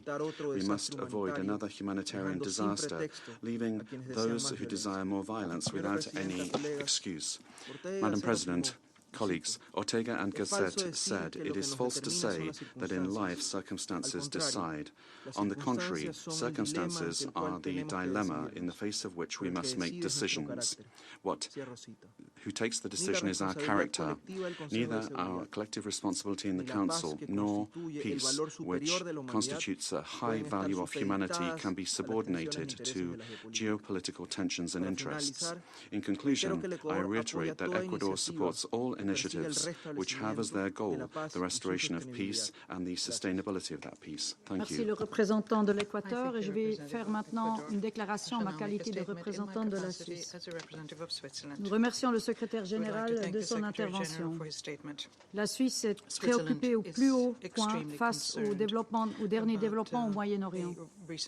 Le risque d'une guerre régionale dont nous mettons en garde depuis maintenant presque un an est sur le point de devenir réalité. En vue des innombrables vies civiles en danger, il est impératif que tous les acteurs dans la région cessent immédiatement leurs hostilités pour permettre une désescalade et que ce Conseil assume pleinement son rôle. L'intensification des hostilités entre Israël et le Hezbollah, y compris les informations faisant état d'incursions terrestres israéliennes, tout comme les tirs d'environ 200 000 missiles balistiques par l'Iran sur le territoire israélien, sont inacceptables. Il en va de même pour les offensives menées par les Houthis et d'autres groupes armés dans la région. Toutes ces attaques doivent immédiatement cesser. La Suisse condamne la spirale de violence de ces dernières semaines. Elle met en danger la vie des civils dans toute la région. Les victimes civiles se comptent en dizaines de milliers, dont d'innombrables enfants. Plusieurs millions sont déplacés de force en raison des hostilités. La population civile paye ainsi le prix lourd de cette escalade militaire au Liban, dans tout le territoire palestinien occupé et en Israël. Le dialogue est le seul moyen pour éviter une guerre régionale. La Suisse soutient tous les efforts en vue de solutions diplomatiques pouvant mener à un arrêt immédiat des violences dans toute la région. Toutes les parties et ceux qui ont une influence sur elles doivent maintenant faire preuve d'un maximum de retenue. La Suisse appelle toutes les parties à agir dans les limites imposées par le droit international, y compris la Charte des Nations Unies. La souveraineté et l'intégrité territoriale de tous les pays dans la région doivent être respectées. De plus, la volonté de ce Conseil est claire. Toutes ces résolutions doivent être mises en œuvre. Cela concerne les résolutions exigeant un cessez-le-feu à Gaza et demandant la libération immédiate et inconditionnelle des otages. Cela vaut également pour celles sur la sécurité maritime en mer Rouge. De même, nous appelons encore une fois avec insistance un retour à la cessation des hostilités de part et d'autre de la ligne bleue, ainsi qu'un réengagement immédiat quant à la mise en œuvre de la résolution 1701. Cette résolution est reconnue par tous. Elle dresse un chemin pour résoudre les causes sous-jacentes du conflit et permettre aux populations au Liban et en Israël de vivre en paix et sécurité. Le droit international humanitaire doit impérativement être respecté par toutes les parties en toutes circonstances et indépendamment de la question de la licéité du recours à la force. Cela comprend le strict respect des principes relatifs à la conduite des hostilités, tels que la distinction entre civils et combattants, la proportionnalité et la précaution dans l'attaque.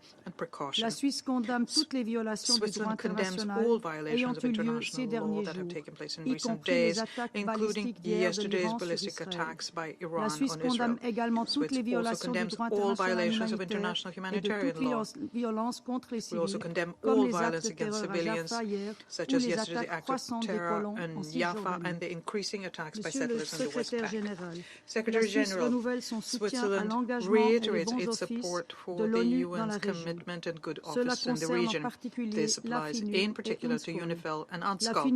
UNIFIL, to which Switzerland contributes through UNSO, is currently working in an extremely dangerous environment so as to reduce tensions and ensure liaison between the parties. Switzerland also reiterates its full support for the work of the Secretary General. In addition, the UN, in collaboration with other organizations, is currently providing humanitarian aid to all civilians in need.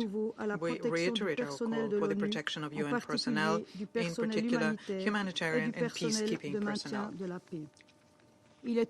There is an urgent need to put an end to the suffering of the civilian population and to re-establish dialogue in order to bring peace to the region. The responsibility of a Security Council, united in its action for peace, is clear. I thank you. I resume my function as President of the Council. Et je donne maintenant la parole au représentant to the representative sous article 37. Under Rule 37. Et j'invite donc le Liban à prendre la parole. And I invite Lebanon to take the floor. السيدة الرئيسة أهنئكم بداية على ترأسكم لمجلس الأمن لهذا الشهر كما أشكر سلوفينيا على رئاستها للمجلس الشهر الماضي وأتقدم بالشكر من فرنسا على طلب عقد هذه الجلسة الطارئة كما أشكر الأمين العام للأمم المتحدة السيد أنطونيو غوتيريش على إحاطته وندائه وكل الدعم له ولما يقوم به. السيد الرئيس نجتمع اليوم في مجلسكم الكريم ومنطقة الشرق الأوسط مشتعلة من كل حدب وصوب فلا لبنان بخير ولا غزة بخير والحشود الإسرائيلية العسكرية وأرتال الدبابات والمصفحات على طول الحدود الجنوبية للبنان والحكومة الإسرائيلية والكابينت المنبثقة عنها أقرت الاجتياح البري للبنان الذي بدأت طلائعه ليلة أمس ويأتي ذلك بعد 11 شهرا من العدوان البربري الهمجي الذي لم يوفر لا مدنيين ولا أعيان مدنية ولا عاملي إغاثة ولا صحفيين ولا أطفال ولا نساء ولا مسنين. فمنذ 8 من تشرين الأول 2023 قتلت إسرائيل وجرحت آلاف الأشخاص بانتهاك صارخ لميثاق الأمم المتحدة والقانون الدولي والقانون الدولي الإنساني ولكل الأعراف الدولية والمبادئ الإنسانية. لذلك كل ما تقوله إسرائيل عن عمليات عسكرية جراحية ومحدودة هو غير صحيح. فالأضرار هائلة في صفوف المدنيين وفي البنى التحتية المدنية. وما حصل في قرية عين الدلب خير دليل على ذلك فقد استهدفت غارة إسرائيلية بتاريخ 29 أيلول مبنى سكنيا متسببة بمجزرة أدت إلى سقوط 71 ضحية بينهم عشرات النساء والأطفال دفنوا في مقبرة جماعية. وتعيد هذه المأساة ذكرى المجازر الإسرائيلية السابقة خلال اجتياحاتها واعتداءاتها على لبنان وخاصة مجزرتي كانا في العام 96 و2000 مؤكدة مرة بعد مرة تجاهلها للمطلق للقانون الدولي بالرغم من مناشدة أعضاء المجلس عامة وسويسرا خاصة مرارا وتكرارا لها بالامتثال لموجباتها المنصوص عليها في القانون الدولي الإنساني. السيدة الرئيسة لم يعد للكلام من معنى ولا للشكاوى من فائدة. فكم من مرة جئناكم إلى هذا المجلس وحذرنا من الوضع الكارثي على طول الحدود الجنوبية along the southern borders. How many times have we sounded the alarm that this war could become a regional war that includes many fronts? What is happening today, this unprecedented level of killing, displacement, and destruction, this can no longer be tolerated or ignored. The policy of putting our heads in the sand and facing a confrontation with Israel is no longer useful. The children of the south and the southern suburb of Beirut are sleeping on the streets. Mothers are carrying their children, fleeing the horrors of the destructive strikes and missiles used against civilians. Israel has intensified its aggression and its crimes against Lebanon and its capital, Beirut. In one day alone, on the 23rd of September, Israel, through its aerial bombardments, killed 569 people, including 50 children and 94 women. They've also assassinated the Secretary General of Hezbollah, His Eminence Mr. Hassan Nasrallah, on the 27th of September. Across history, there was never consensus for a standard description for any military, political, or revolutionary individual, and history is rich with examples of these individuals.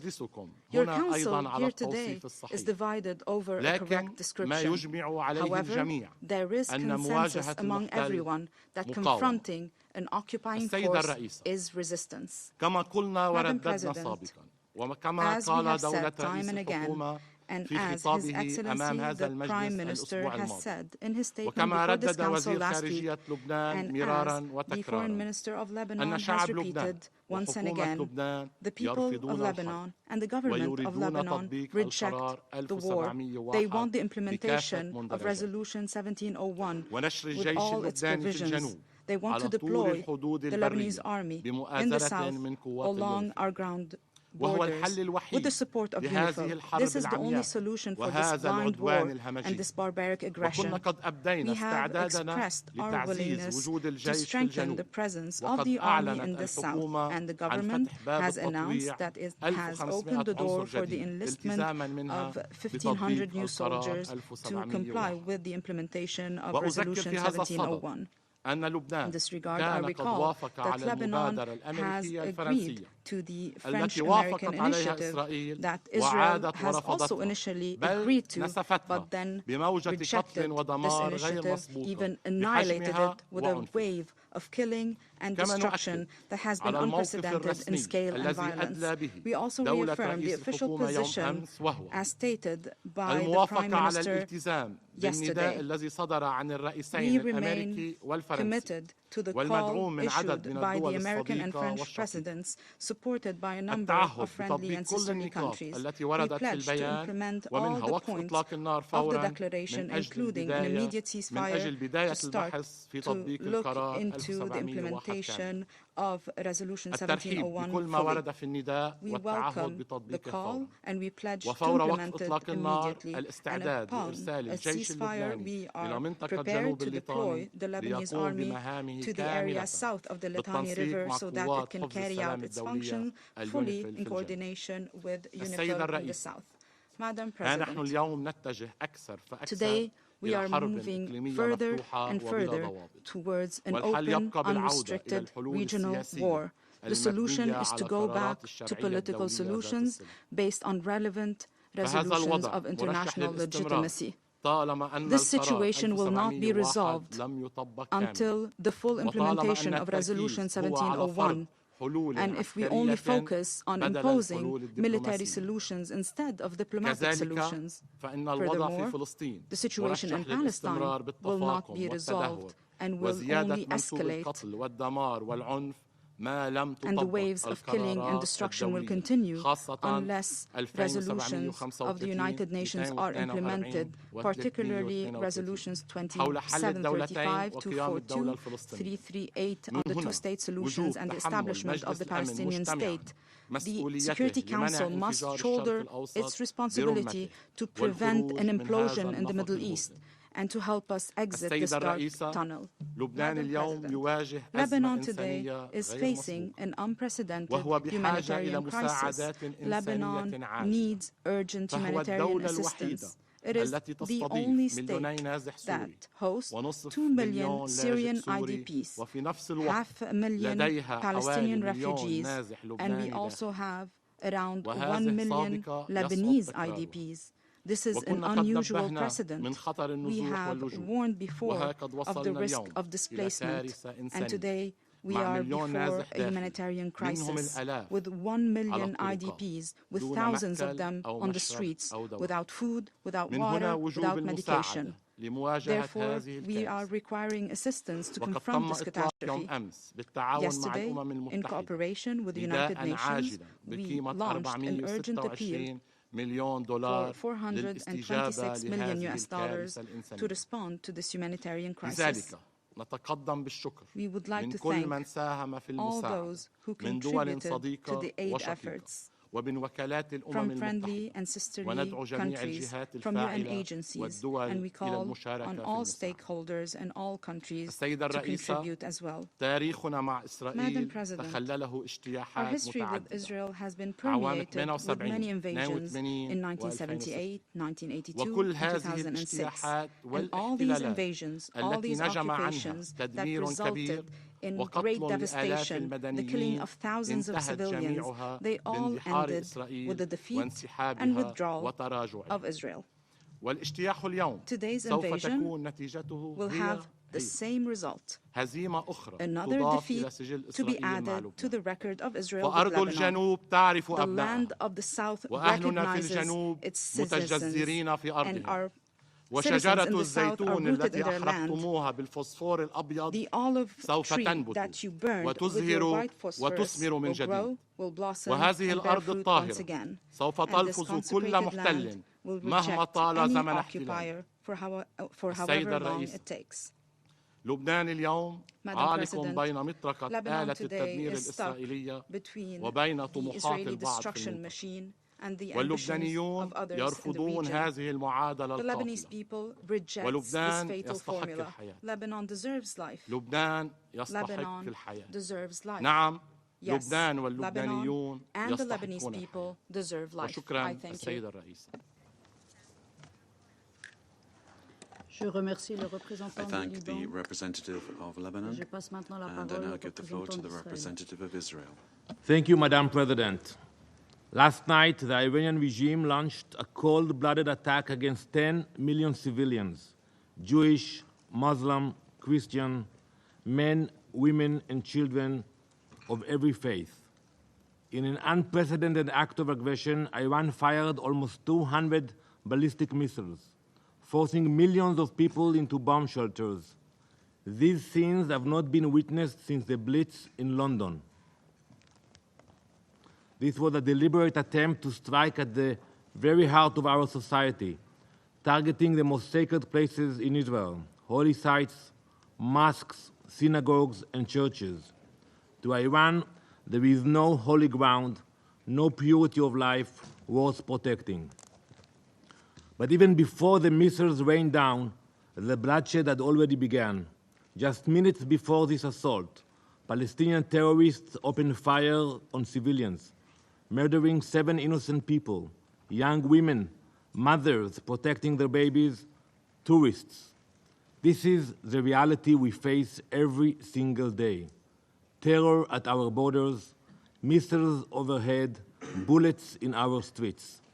The Council must understand the situation Israel is forced to live in. We are under attack. This was not just an escalation. It was a direct assault on our very existence. The world watched silently as Iran funded and directed attacks against us for the past year, arming and training their proxies for decades, and the international community sat quiet.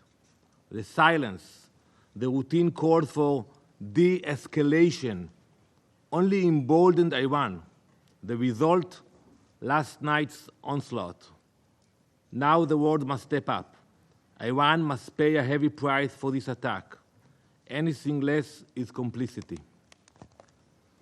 Do not be fooled by the fact that Israeli air defenses performed near miracles last night, saving countless lives beyond imagination.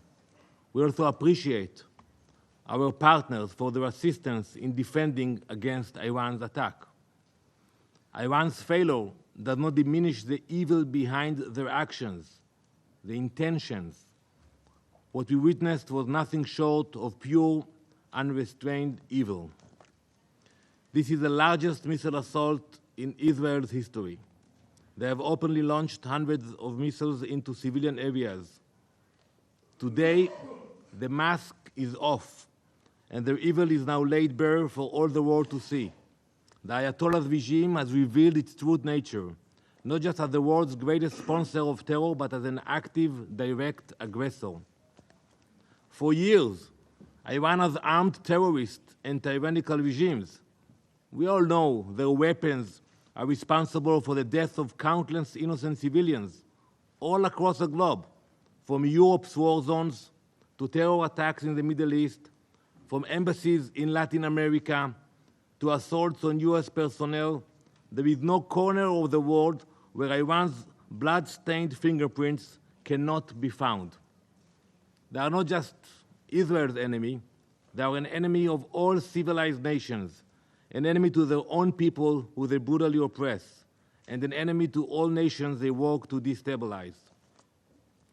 Until now, they had largely operated in the shadows, using all their proxies, Hezbollah, Hamas, the Houthis. They carried out their dirty work. But last night, that mask was ripped away, the mask that their leaders wear in these very halls. Iran no longer hides behind others. They have proudly stepped into the open, as the architects of chaos and destruction. And now the world can see their true face. Iran launched the largest ballistic missile attack in history, justifying it as a vengeance for the elimination of Hassan Nasrallah. That is the reason. In doing so, they relinquished any deniability and claimed full ownership over Hezbollah's actions. They say that. That is the reason for the attack, because of Nasrallah. So basically, they own the deeds of Hezbollah today. Let me remind you all. Allow me to remind you of some of Hezbollah's crimes against the world. In 1983, they bombed the United States barracks in Beirut, murdering 241 US servicemen. That same year, they bombed the US embassy in Beirut, murdering 63. In 1992, they bombed the Israeli embassy in Buenos Aires, killing 29 people and wounding 242. 2 years later, same place, Buenos Aires, they bombed the Jewish community center, murdering 85 and injuring over 300.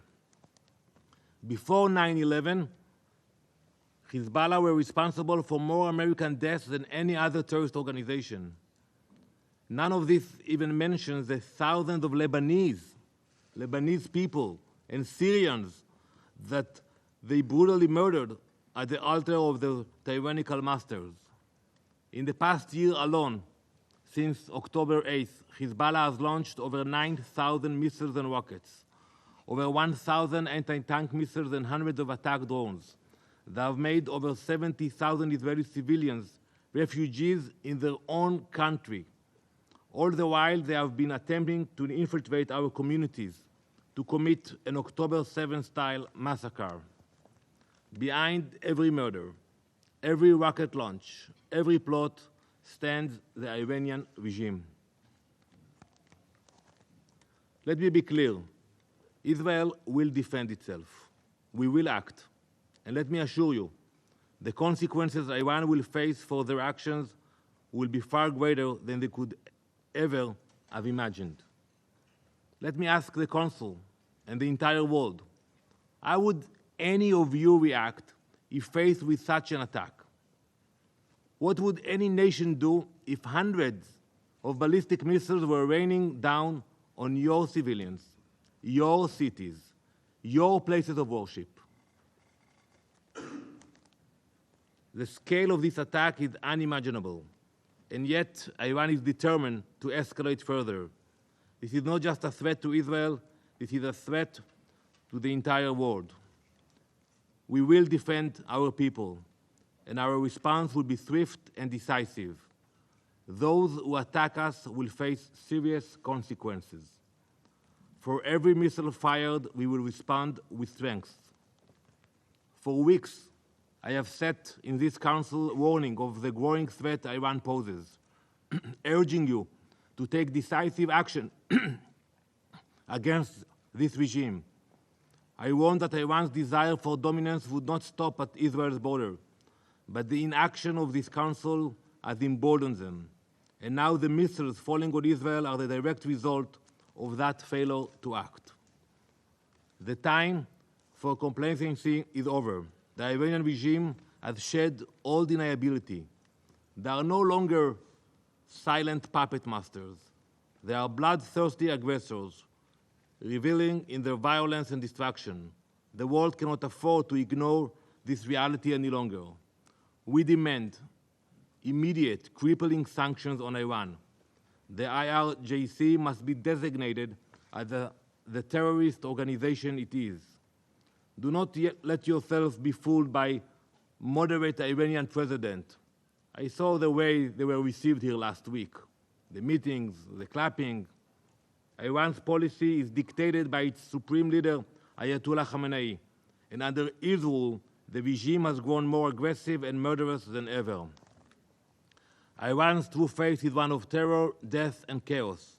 They do not care about life, they do not respect their own religion, and they have targeted their fellow Muslims without hesitation. The time for empty calls for de-escalation is over. How can you do that? To equate Israel, a nation simply wishing to live in peace, acting in defense of its people, with an aggressor bent on our destruction, is not just wrong. It is a grotesque and immoral distortion of reality.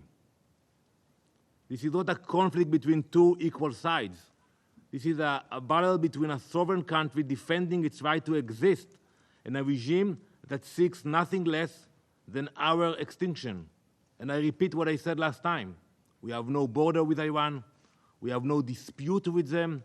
Ask yourself why they spend so much money and energy to build those rockets and to attack us. What is the reason behind it? Calls for de-escalation is a false symmetry, an absurd equivalence between the protector and the destroyer. Tonight actually, the Jewish people will welcome the new year. The past year has been the most challenging in our country's history, but we will prevail. In this coming year, we will not stop until all 101 hostages are back at their families' tables. Let the world understand, Israel will defend itself, and will do so with justice and strength. Thank you, Madam President. Je remercie le représentant d'Israël et je passe la parole au représentant de la République islamique d'Iran. In the name of God, the compassionate, the merciful, we congratulate you, Madam President, for assuming the presidency of the Security Council this month, and thank you for the convening this emergency meeting to address the ongoing Israeli aggression against Lebanon and critical situation in the region. We acknowledge Slovenia for its successful conclusion of the presidency in September. Madam President, distinguished delegates, for a year now, the apartheid and occupying regime of Israel has continued its brutality in occupied Palestine with full impunity. And now this regime is extending its brutal, aggressive war to Lebanon and targeting innocent people day and night across the border and deep inside the territory. The regime is pushing the region to the edge of an all-out, unprecedented catastrophe. Israel has no intention to pursue peace or a ceasefire. Regrettably, the UN Security Council has remained paralyzed due to the United States' obstruction of any effective decision by this body. Unwavering support provided by the United States, United Kingdom, and certain Western states to Israel has given a carte blanche to this aggressive terrorist regime for all sorts of sinister behavior. No more than ever, this regime has become a serious threat to international peace and security. The only way to prevent further escalation is clear. Israel must immediately cease its war on Gaza, and its attacks on Lebanon must stop. Madam President, distinguished delegates, as we informed the members of the Council in our letter yesterday, the armed forces of the Islamic Republic of Iran launched a series of missile strikes targeting the military and security positions of the Israeli regime. Iran's action was in full accordance with the inherent right to self-defense under Article 51 of the UN Charter, and a direct response to the regime's repeated acts of aggression against Iran, including the violation of Iran's sovereignty and territorial integrity during the past months. Our invocation of the right of self-defense, followed by an extended period of restraint, reflects Iran's responsible approach to regional and international peace and security at a time when the illegal action and genocide carried out by this occupying apartheid regime against the Palestinian people, as well as its repeated military aggression against Lebanon and Syria, continue. Iran's missile strikes were a necessary and proportionate response to Israeli continued terrorist aggressive acts over the past 2 months. This includes the violation of Iran's sovereignty, the assassination of political leader of Hamas in Tehran and Iranian citizens, the targeting and wandering Iran's ambassador to Lebanon, and the recent assassination of Sayyid Hassan Nasrallah, the leader of the resistance and Secretary General of Hezbollah, and General Abbas Nil Furushan, an Iranian military advisor in Beirut. I wish to mention the key facts that clearly demonstrate Iran's action under self-defense is fully justified, lawful, and firmly grounded in international legal principles. On 1st April 2024, Israel presently attacked Iran's diplomatic mission in Damascus, Syria, in a blatant violation of international law, specifically the principle of inviolability of diplomatic and consular premises. Iran immediately sought the Council's condemnation. What was this body's response? Nothing. Rather than condemning Israel's act of aggression, the Council merely called for Iran's restraint and even refrained from issuing a press statement proposed by Russia. After 10 days of silence from the Security Council, Iran has no choice but to use its inherent right under international law to respond to this severe violation. On 31st July 2024, Israel committed yet another act of aggression by assassination Mr. Ismail Haniyeh, Hamas political leader and the former Prime Minister of Palestine, while he was an official guest of the Iranian government in Tehran. This was a flagrant breach of Iran's national sovereignty and territorial integrity. Despite Iran's call for action, the Council again failed to act. Meanwhile, several states, including the United States, urged Iran to maintain restraint, citing ongoing ceasefire negotiations. We respected these calls for diplomacy, yet no ceasefire materialized and Israel only grew bolder. Again, we witnessed another heinous crime by Israel, this time through the detonation of communication devices targeting the innocent people of Lebanon. A larger number of innocent civilians were killed and injured, including Iran's ambassador to Lebanon. This was yet another manifestation of state terrorism.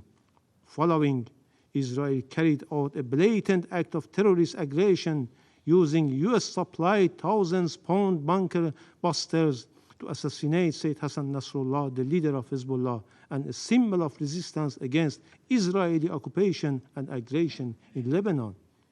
This brutal attack resulted in the martyrdom of numerous innocent people, including Hezbollah leader and Iranian General Abbas Nil Furushan, while also leaving many civilians wounded.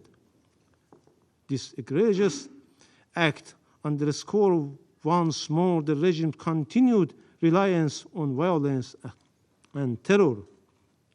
Madam President, the Islamic Republic of Iran has consistently pursued peace and stability for the region and called for an immediate ceasefire and the cessation of civilians' casualties, a position we have maintained for over a year. Yet, experience has proven that Israel only understands the language of force. Diplomacy has repeatedly failed, as Israel views restraint not as a gesture of goodwill, but as a weakness to exploit. Each act of restraint taken by Iran has only emboldened Israel to commit even greater crimes and more acts of aggression. Consequently, Iran's response was necessary to restore balance and deterrence.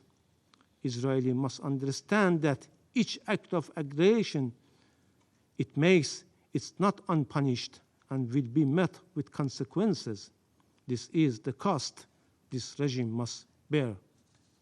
Contrary to the regime which consistently considered innocent civilians and civilian infrastructure as legitimate target for aggression and massacre, Iran's response has only targeted the regime's military and security installation with its defensive missile strike, because the Islamic Republic of Iran is grounded in ethical principles and noble teaching of Islam and full compliance with the principles of distinction under international humanitarian law. Madam President, distinguished delegates, the international community cannot afford to remain silent. We reiterate our call on this Council to respond with urgency and determination. The Security Council must intervene to stop Israeli continued aggression and war crimes against Lebanon, Gaza, and Syria, and to prevent the situation from escalating into a full-scale regional war. Furthermore, the Security Council must force Israel to comply with its obligation on the resolution this body adopted. Israel must fully implement Resolution 1701. Finally, Madam President, we strongly warn against any further act of aggression by Israeli terrorist regime against our national security and vital interests. Iran is fully prepared to take further defensive measures if necessary to protect its legitimate interests and defend its territorial integrity and sovereignty against any act of military aggressions and the illegal use of force. In this regard, Iran will have no hesitation. In conclusion, the regime of the United States and the United Kingdom regime, notorious enablers of the Israeli regime, along with France, have once again cynically attempted to justify Israeli heinous crimes under the guise of self-defense, shifting the blame onto Iran. While the Israeli regime must be held accountable for the atrocity crimes and cannot disregard the U.S. complicity in Israel's crimes. Israel's warmongering relies on U.S. regime, military support, and political backing. American weapons constitute the major part of Israeli weaponry and ammunition used in Gaza, and therefore the United States is implicated in every aspect of Israel's atrocity. The vast majority of the U.S. regime even provides Israel with jet fuel. The U.S. has sent so many arms to Israel since October 7 that the Pentagon has struggled to find sufficient cargo aircraft to deliver the materials. If there were even a shred of honesty in their concerns for the loss of innocent people lives in Gaza or Lebanon, or for the spread of war across the region, they could easily strip Israel of the tools it used to commit those atrocities, yet their actions reveal their true intent to embolden Israel's criminal actions. Thank you. Je remercie le représentant de la République islamique d'Iran et j'invite le représentant de l'Irak à prendre la parole. شكرا جزيلا السيدة الرئيس. Thank you, Madam President. Allow me to congratulate Switzerland on assuming the presidency of the Council this month. I wish you all success. I also thank Slovenia for its efforts as President of the Council in September. I thank France for calling for this meeting. I would also like to express my deepest gratitude to Mr. Antonio Guterres, the Secretary General of the United Nations, for his briefing. We highly value his position and his calls for a ceasefire. Madam President, holding meeting after meeting at the Security Council over the past year without achieving any tangible results to stop continued Israeli attacks against the Palestinian people reflect a painful reality. The reality that the Security Council is not making any effective or resolute decisions to stop these violations that allow the occupation to perpetuate its practices and escalate violence in the region. It is time for the Security Council to play an effective role to maintain international peace and security, especially as Israeli attacks against Palestinian and Lebanese territories persist. The Security Council must bear its primary responsibility of maintaining international peace and security according to the Charter of the United Nations. The Security Council must adopt binding resolutions to ensure an immediate ceasefire, as it did in other conflicts around the world. Failure by Security Council to play its role and to fulfill its responsibility to maintain international peace and security opens the door to Israel to persist in its violations without any real deterrent. This leads to more instability and jeopardizes regional and international peace. The international community and the Security Council in particular needs to re-evaluate its policies towards this conflict. It must take tangible steps to end the occupation and ensure the protection of civilians. Continued violations, the aggression, military expansions, all these actions by Israeli occupation forces without any deterrent pushes the region towards a wide regional confrontation which jeopardizes regional security, causes significant human suffering, spreads extremism and terrorism, and further complicates the situation. Failure to put an end to these crimes emboldens Israel to go even further with its violations. It emboldens it to launch military attacks. This situation not only aggravates the suffering of the Palestinian and Lebanese people, it also jeopardizes stability and security in the region as a whole. In the absence of any deterrent, the conflict gets worse, and the risk of the region being dragged into a dangerous and widespread conflict increases due to the absence of decisive international intervention. The conflict has expanded to include Lebanon, which might lead to an all-out war in the region. Madam President, the accumulation of practices by the occupation forces over the past 75 years, the flagrant violations against the Palestinian people, the occupation of Arab territories in Syria and Lebanon, the repeated attacks, they all constitute a blatant violation of international law and international humanitarian law.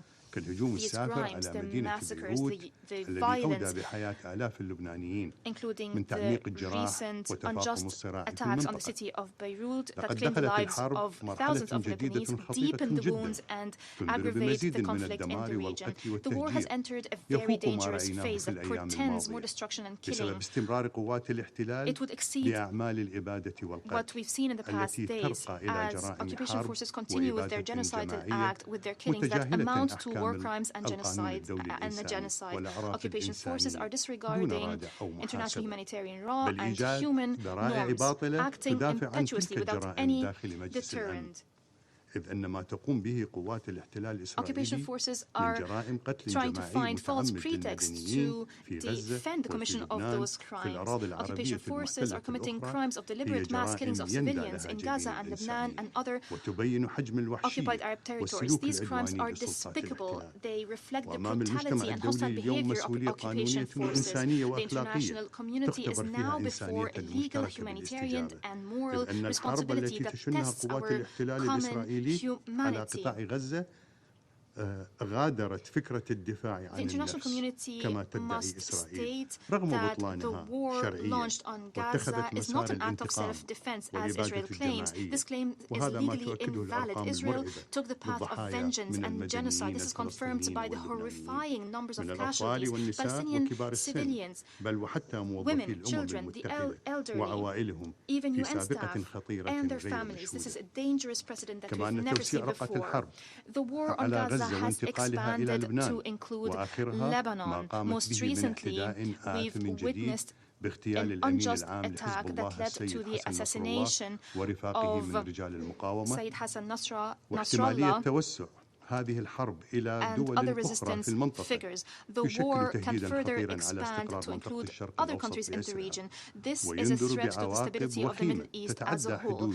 This scenario can have grave repercussions that go beyond the borders of local conflicts. We might be seeing a wider escalation that includes mutual attacks, which would be a serious threat to international and regional stability, especially if other regional powers joined this equation, which would invite international interventions that would further complicate the situation, that would jeopardize political and social stability, that would aggravate humanitarian crisis, that would lead to mass displacement, that would lead to an increase in the number of refugees and IDPs, that would increase the pressure on neighboring countries, even European countries. Such developments would also have negative economic consequences, as economic activities would be disrupted, poverty and unemployment rates would surge. Such tensions would lead to an increase in oil prices if maritime navigation routes and energy sources were affected. Madam President, Iraq condemned statements and threats by the Prime Minister of the Israeli Occupation Authority against countries of the region. Such escalatory statements fuel conflicts and push the region towards more tension and war. Such public threats are not only provocative, they also constitute a clear violation to the principles of international law and United Nations Charter, which prescribe the threat of use of force against sovereign states. In conclusion, Madam President, Iraq expresses its full solidarity with the just cause of the Palestinian people. We strongly support its aspirations to be granted its rights to establish an independent state, its independent states with Al-Quds Sharif as its capital. Iraq expresses its support and solidarity with the government and people of Lebanon against the barbaric attacks that violate the sovereignty and territorial integrity of Lebanon. I thank you, Madam President. Je remercie le représentant de l'Irak et j'invite maintenant le représentant de la République arabe syrienne à prendre la parole.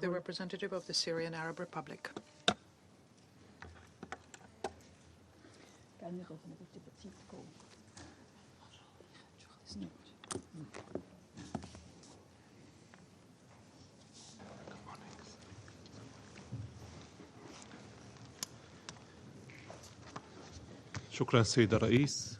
سيد الرئيس، اسمح لي بداية أن أستهل بياني بتهنئتكم على تولي بلادكم رئاسة مجلس الأمن للشهر الجاري، وأن أشكر سلفكم على رئاسته وإدارة أعمال المجلس الشهر الماضي.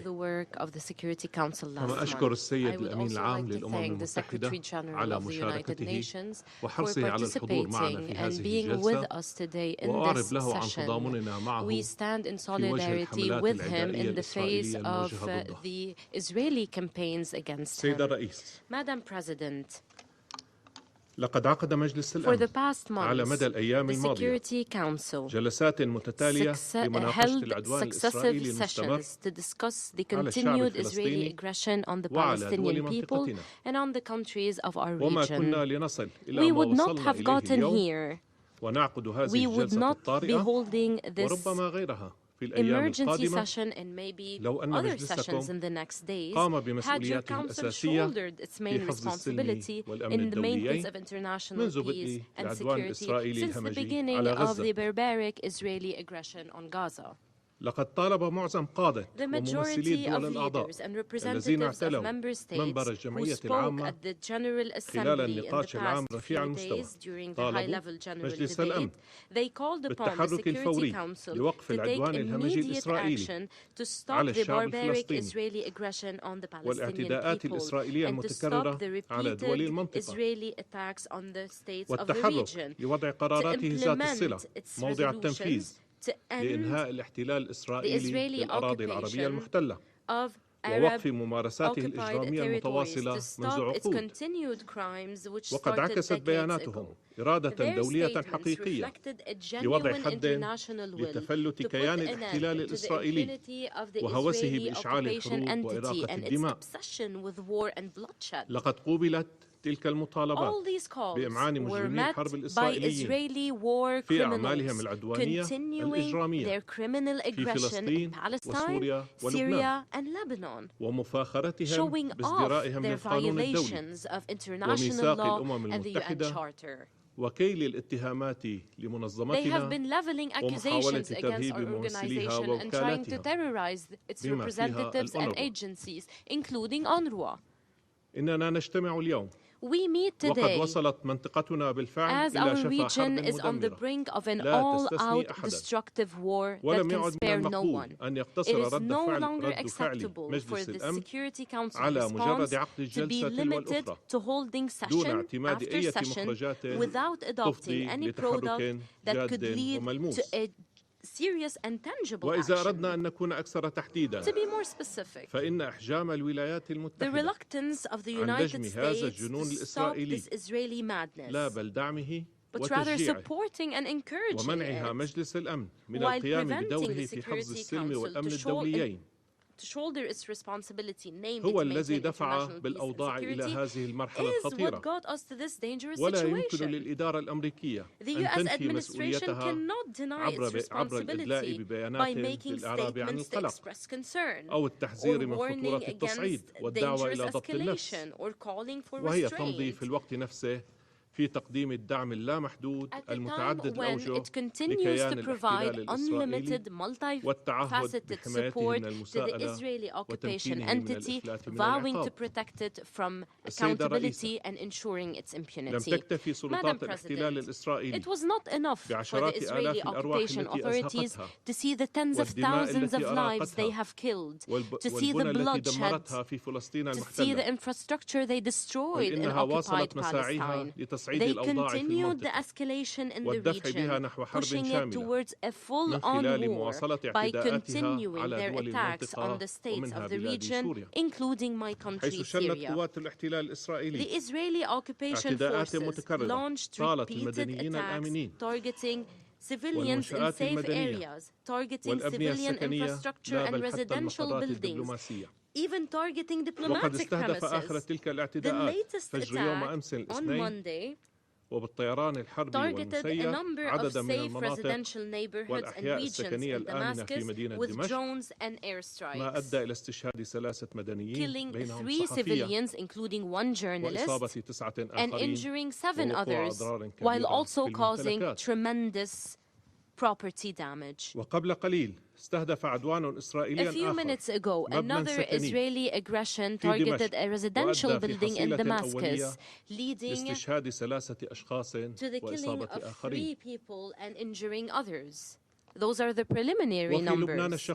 In brotherly Lebanon, the criminal occupation authorities used civilian communication equipment to conduct mass killing. And then they mobilized their forces in preparation of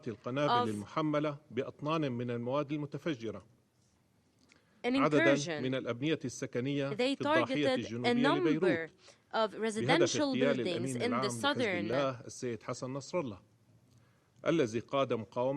suburb of Beirut in order to assassinate the Secretary General of Hezbollah, who led an honorable Lebanese national resistance against the Israeli occupation. All these different forms of the barbaric Israeli occupation on our region were also perpetrated during the General Assembly, during the high-level week of the General Assembly, which reflects Israel's contempt for our organization and the cause of its member states. The so-called Israeli Prime Minister boasted about taking the decision of attacking the southern Beirut suburb from here in New York, following a propaganda campaign full of misleading lies that he launched during his statement, while the majority of delegations refused to listen to him. The Syrian Arab Republic condemns all the continued Israeli aggression on the states of the region. We call upon the Security Council to take immediate action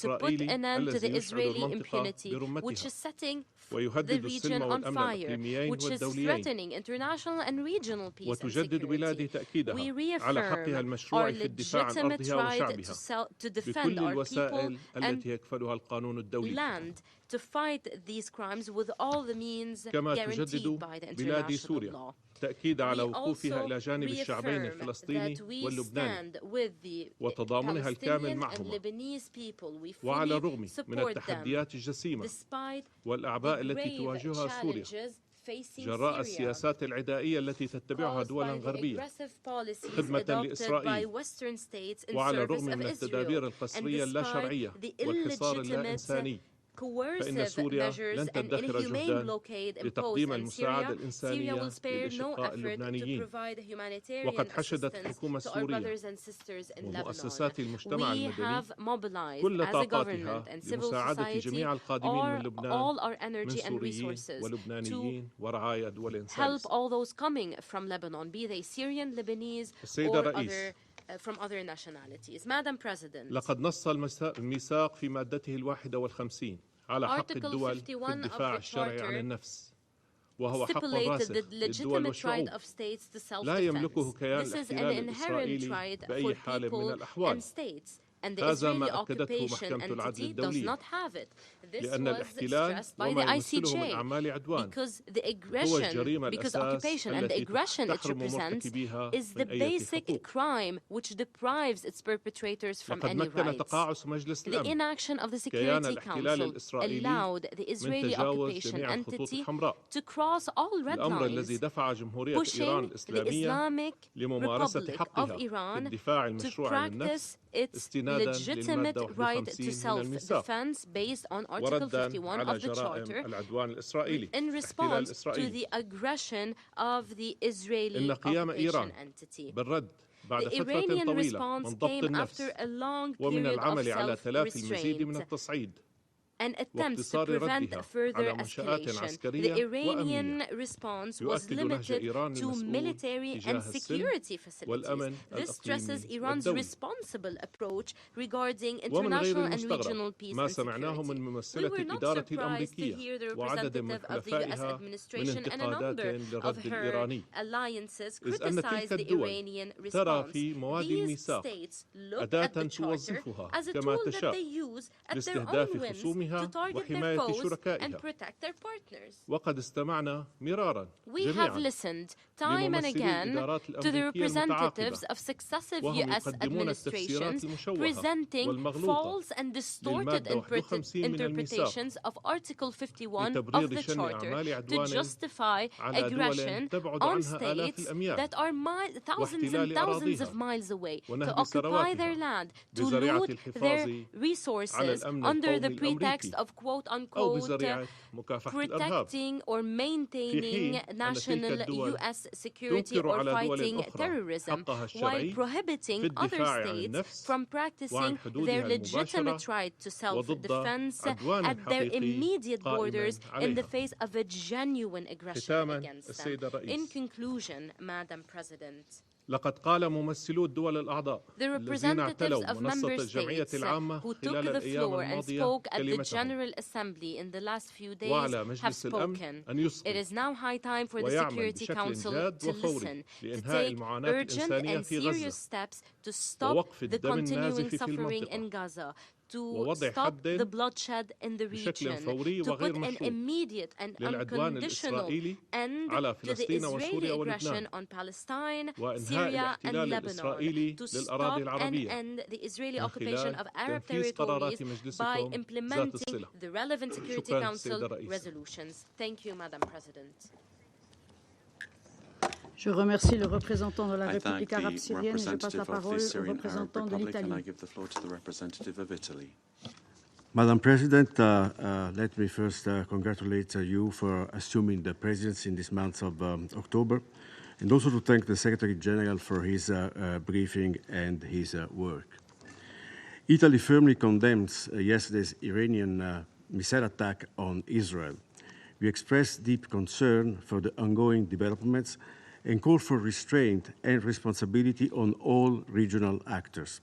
Avoiding any further spiral of escalations has to be our common priority, our top priority, as well as preventing another dramatic humanitarian outburst. Italy will continue to work for a diplomatic solution, also in its capacity as the G7 rotating president, for the stabilization of the Israeli-Lebanese border, and in this regard strongly recalls the leaders' declaration of September 25 for a 21-day ceasefire in Lebanon. And while we are gathering now, our Prime Minister is about to host a call of the leaders of the G7 to discuss the situation in the region. Italy calls on all parties involved for the full implementation of Resolution 1701 and invites the Security Council to consider to make the implementation of UNIFIL's mandate more effective, with a view to ensure the security along the Blue Line and to grant the displaced population of northern Israel and Lebanon to safely return home. The security of all UNIFIL's personnel has to be respected and fully guaranteed. Sovereignty and territorial integrity of Lebanon needs also to be respected. Madam President, Italy calls for an immediate ceasefire in Lebanon. We will continue to work for a diplomatic solution, and we are ready to assist the Lebanese armed forces in assuming their responsibilities along the border with Israel. To such extent, Italy also deems of utmost importance to fully support and revamp the Lebanon-Israel negotiations to peacefully establish their borders. We will continue to engage with our partners and allies and to keep open channels of dialogue with all the actors in the region.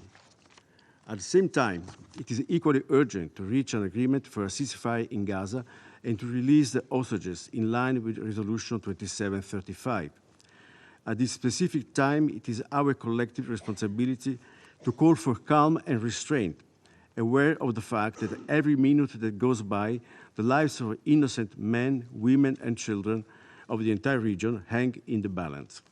Italy is a firm supporter of the principle two people, two states, and shares the goal of a comprehensive, lasting regional peace that can ultimately be achieved on the basis of a two-state solution, with Israel and Palestine living side by side in peace and security within agreed, recognized borders, and full recognition of Israel's existence and respect of its security by all regional actors. I thank you. Remercie le représentant d'Italie. Il n'y a plus d'orateurs ou d'oratrices inscrits sur la liste. Je remercie chaleureusement le secrétaire général et j'invite à présent les membres du Conseil à poursuivre l'examen de la question dans le cadre de consultation. La séance est levée.